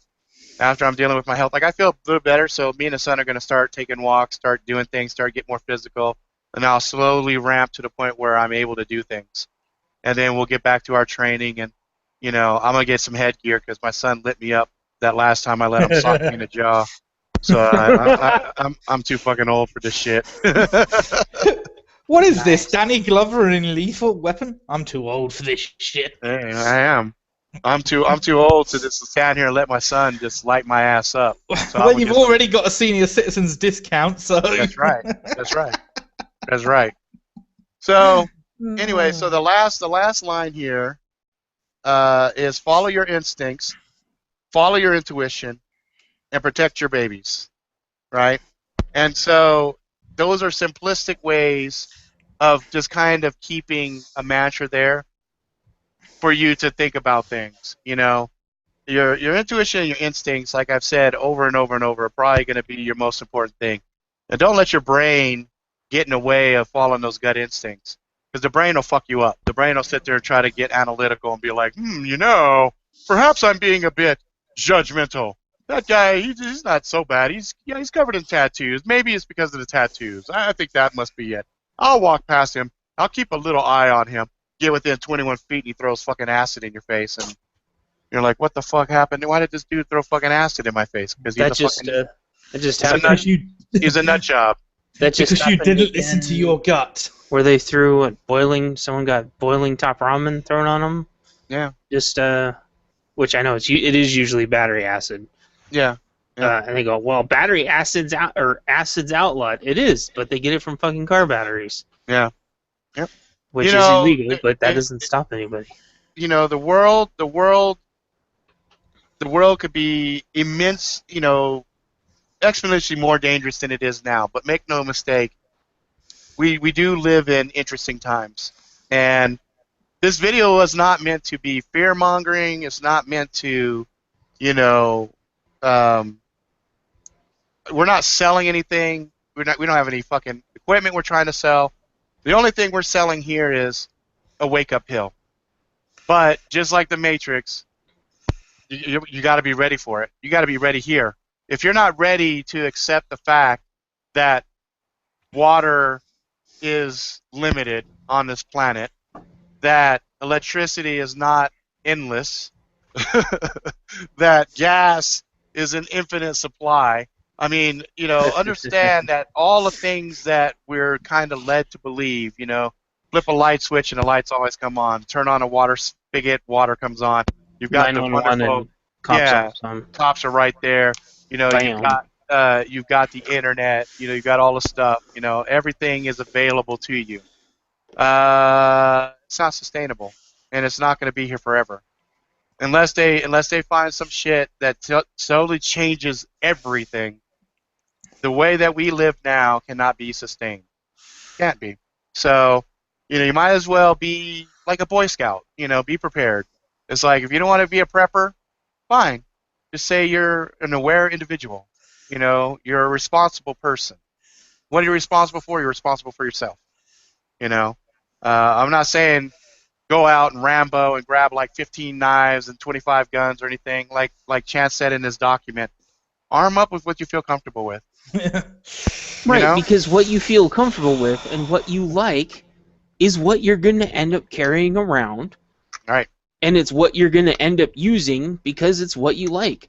So if somebody attacks you, you're going to pull out what you like and what makes you comfortable and feel better. That's right. So if it's a giant fucking bear trap, or I don't know, Holy shit! I would turn around and piss my pants and shit and run if a girl pulls out of her backpack a giant 3-foot wide bear trap. It's like, this bitch has a bear trap. I'm like, well, that just sucks. You know what? You're not fucking playing. Is there a chomper on the other end of that motherfucker? Is that a chain chomp? Chomp. Were you expecting a bear when you went to the store? So with like a gear crank on it, so you could ratchet the damn. I don't know. Yeah. But you're supposed to take. And I know Jaeger always says, you know, to carry certain, and they all say defensive calibers, this and that. And I totally agree, defensive caliber, if you're carrying a handgun. But the first thing is to carry something that you're going to use. And that's what a lot of the girl prepper channels will say. And I agree with that a lot more, especially for girl preppers or preppers starting out. At least start by carrying something that you'll use. If it's a fucking box cutter, which when I worked at grocery stores, we all carried fucking box cutters. If you carry in my Lansky, I carry it because I use it. Right. Yeah. If it's something you already use, like that, or if you carry a fucking fillet knife because you worked in a seafood restaurant, or not a seafood restaurant, but a seafood, carry something. A fishmonger. Right. Or if you worked at a, like a, you know, Oceanside or something, or if you worked on a fucking crab fisher boat, carry something that you're going to use, because if you became like an ace at cutting rope really fast because you might get drug off your crab ship, you're going to be 10 times fucking better than some dirtbag with his rusty knife. There it is. With his rusty Bowie knife. You're going to carve people up like fucking Thanksgiving turkey. That's right. If you were always the gal that cut the turkey up for Thanksgiving. Right. Right. And that's what you like. So if you imagine yourself, oh, well, I'm always going to go run, and my mother-in-law is that gal. She's the gal that would hide the fucking knives from the knife block in the fucking seat cushions. And that's what made her feel safe and comfortable. Yeah. All I had to do was make sure I didn't sit on them. That's right. But we had that kind of relationship. You're like, wait, which you put it in the middle here? So if I all of them, I don't want to roll my thigh into that area. And all of them, between every single one. Can we put it in the back cushion, back over here, straight down? So that would have been. But you've got to do what you're going to use. That's right. And it is about feeling safe. People say, oh, well, you know, they say this is feel-good legislation. Getting rid of guns is feel-good legislation. Or those knives, the zombie knives. Feel-good legislation. Well, but when you pick something to carry, that's also, like, feel-good carry, whatever. Like, I know what I carry, and I feel perfectly fine with what I carry. Would I love, like, a double stack, 17 plus 1? Sure, but that's not what I have right now. Right. But what I do have is plenty, and a couple magazines, whatever. I will stop plenty, more than my ample share. And that's what everybody has to go out knowing, that what they have is suitable for the current threats. And I guess if a gal's walking around with a bear trap in her backpack, if she's good at using that, fuck, even a hammer. Right, claw hammers. Maybe she was a carpenter or something. Yep. And so maybe her arms, maybe she doesn't look buff, but maybe she spent 12 hours a day ramming nails. Mm-hmm. You never know. That's right. I mean, that's what that's the whole fucking video is about. It's like you never know what might happen, what could happen, and fuck, at worst, you learn how to defend yourself. You learn how to do some shit. You learn how to think outside the box, and you learn how to threat assess. What's the harm in learning that? You know? Because they don't want to, and that's the barrier that we have to break. It's the people that still leave their fucking cars unlocked. I mean, in some cases, it might not be the case that they don't want to. It might be more the case that the state encourages them not to. Well, there you go. Those are the people we're trying. Like in the case of the UK, for example. Yeah. And those are the people that we're trying to reach. That's right. I have several columns of people in my mind. My friend called them like the lean inners and the lean outers. Or we would call them like the left and the right or whatever. But the people on the left, not because of liberals and Republicans or whatever, but the people on the left are the ones that will fucking refuse to lock their cars, let's say. Right? The ones on the right are like, they're already locked and loaded and in militias that nobody's allowed to join. Let's say. And then the rest of us are somewhere in the middle trying to survive. Mm-hmm. So we're not trying to talk to the people that won't even lock their fucking cars because they think we're all lunatics. We're trying to reach the people who lock their cars but have no idea how to get to where the rest of us are, but are being told that we're all the lunatics on the right already. Yeah. In established super militia, mega militia military forces, which we're not. Right. We're normal-ish people. Normal-ish people. Normal-ish. Normal? What the fuck we're, is normal? We're Abby normals. That's what we are. We're normal for us. Yeah. We are the Abby normals. I was gonna say, Rob, normal? What the fuck is normal? Well, I mean, we're not. Well, we're not psychos. Yeah, the funny thing is, so I had a conversation with my kids the other day, and they're a little freaked out about stuff. And I tell them straight up, look, the only thing you can depend on in life is change. That is the only thing you can count on. Nothing stays the same. And I was like, your ability to adapt and change with the change is going to be the decisive measure of whether or not you're going to succeed or you're going to fail. Because the people that don't change with the times, they become like dinosaurs and they go bye-bye. You see that in all kinds of different industries, right? Here, have a Darwin Award. I'm not even talking about Darwin Awards. I'm talking about, people in your careers. They're like, oh, AutoCAD? Oh, no one's going to use a stupid computer for doing that. You always have to use, the pencil and the ruler, and okay, those motherfuckers are gone, right? So those are the same people that think we're going to not use IBM mainframes anymore. And it's like, we've been using them for 35 years. We're going to still be using them for... Sorry, me and Ryan are talking. Yeah, I know. I'm sitting there reading it. Me and Ryan always have good chats, but people think IBM mainframes are going to go away. They're not going to go away. No, you got a lot of groups. I have a friend.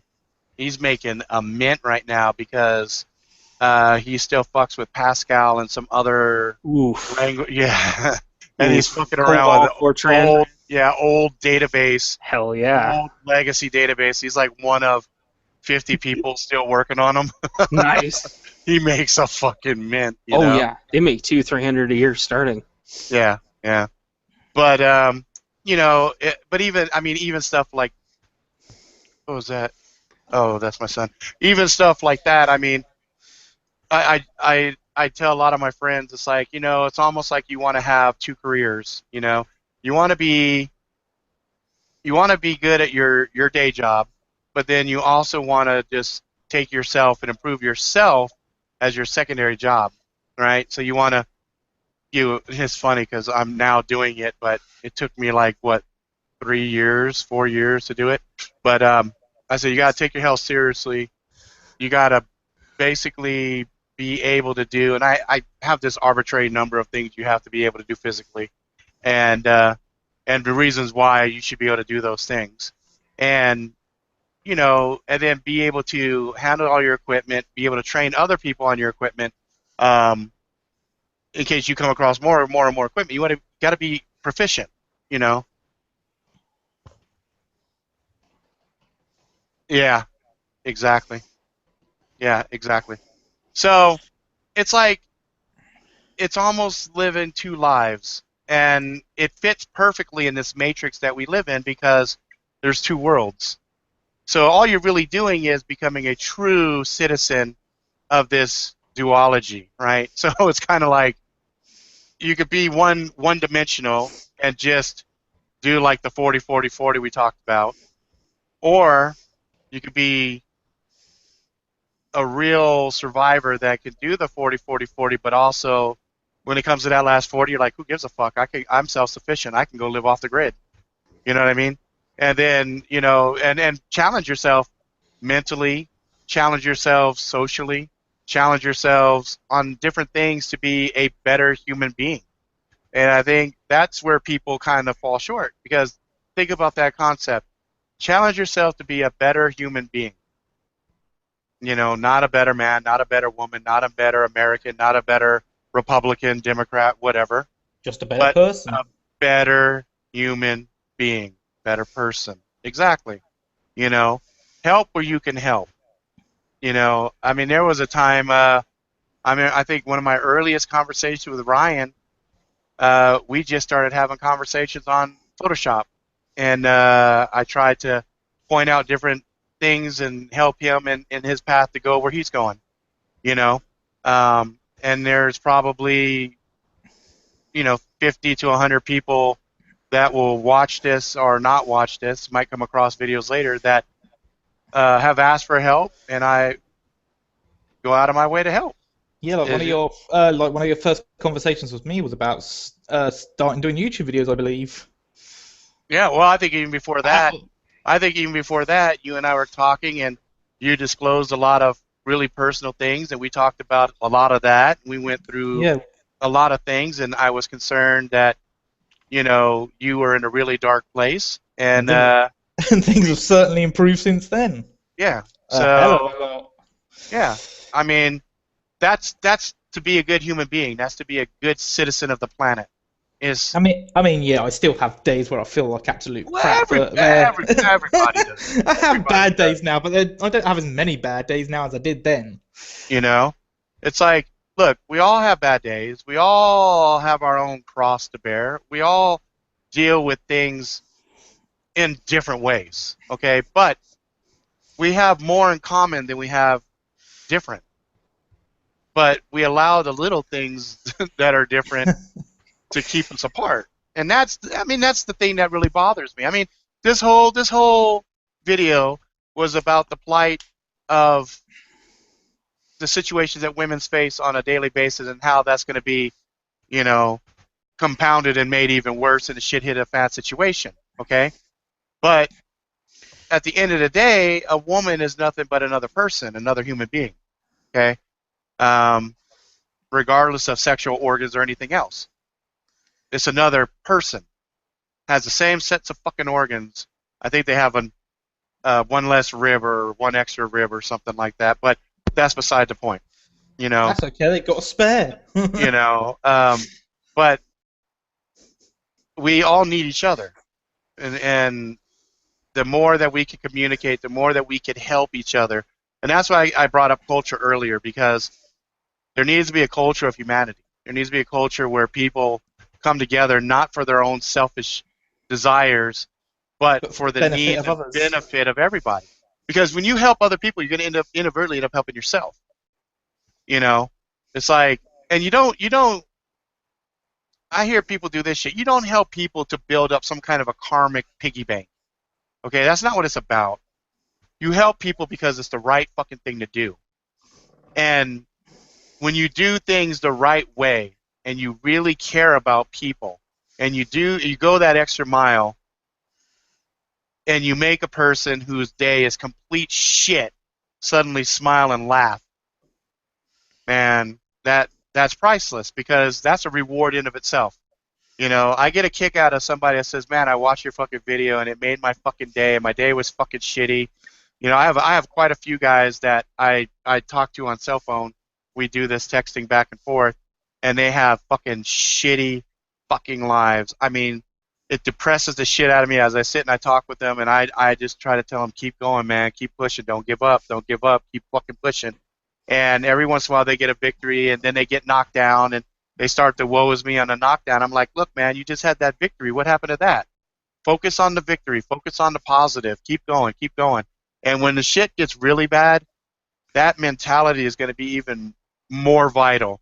You know, instead of sitting there going, oh, man, I'm walking and my shoes fucking hurt, and this, that, and everything else, and you're looking at, you just had a bounty of can of cream peas or something, cream corn. You get some cream corn and you eat it. The fact that you got that corn and you got a full belly should be get up and do a fucking dance. You know what I mean? Hey, got legs, you're walking, aren't you? That's right. That's right. So that's what I'm talking about. That's what I'm talking about. So, you know, as we do usually about this time when we end the episode, we do kind of last thoughts. And this one was a structured video. We talked about a lot of different things, and so, you know, this might feel disjointed because a lot of times people have their own personal things that they want to share. And, you know, we usually have a few more people, but sometimes they'll just say, I ain't got shit to say, and that's that. And so that's Brooke. yeah, and that's perfectly acceptable. So I'm going to go last, and I'm going to let Ryan, while I'm talking with Chance and Tenchi, if you want to type your stuff up, because I know you don't like to do the video and the audio stuff, go ahead and type it up, and I'll read it for you. But I'll go ahead, and I'll start with Chance, because he's the furthest to the left, and I'll let you go ahead and do your disembodied final thoughts.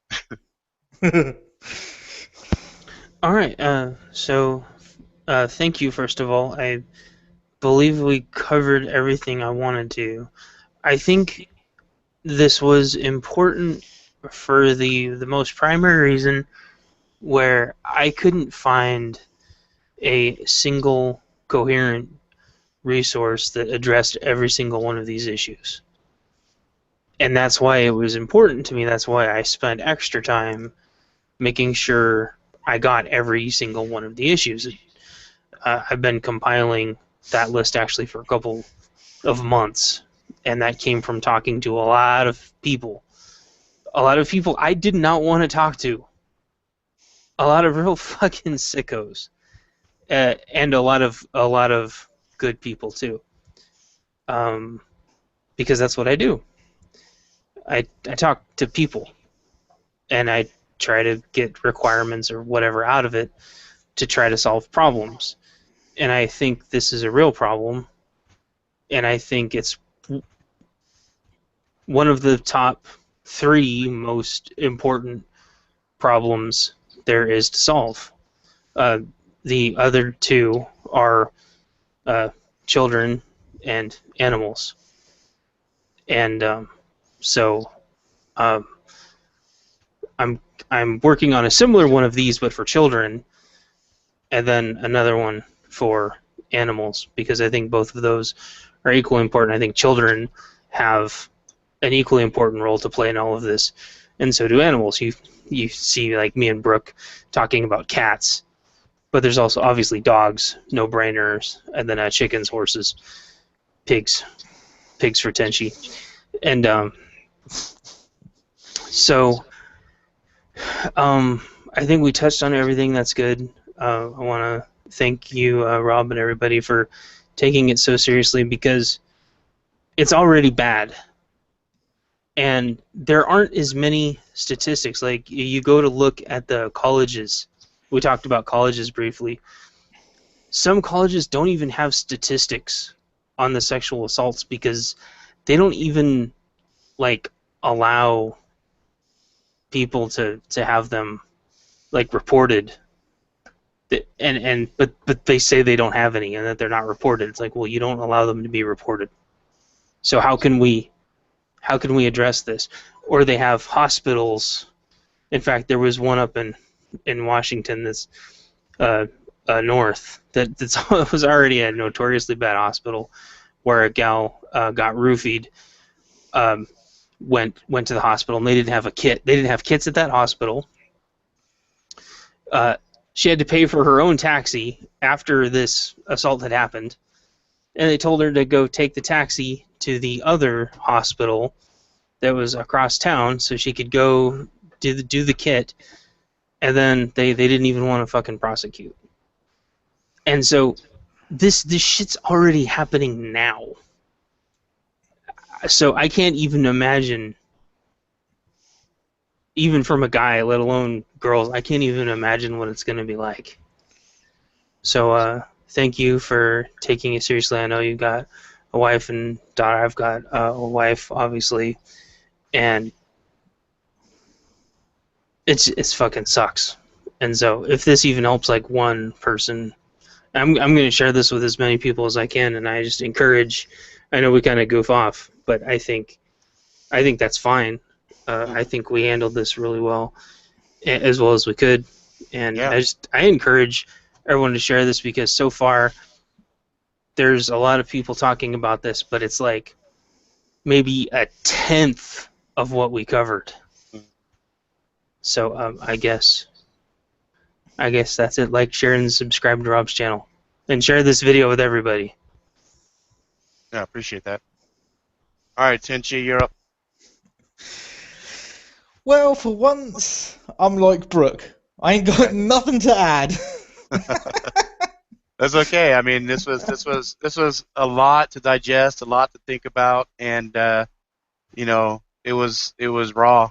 And I purposely did that. I purposely chose certain ways to phrase things, not necessarily just for shock value, but just because it's not addressed. So, you know, people don't take the shit seriously until it's right in their face. And so I tried my best to express things clearly, but at the same time, when I had an opportunity to throw something out that was extremely vulgar and distasteful, I chose that purposely just to make sure they got the point across. So thank you, Tenchi. Okay, Ryan, did you have anything you wanted to type up and put there for me to read for you?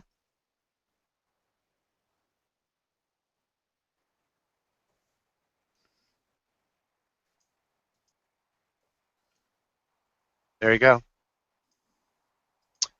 Okay, having gear won't keep you alive.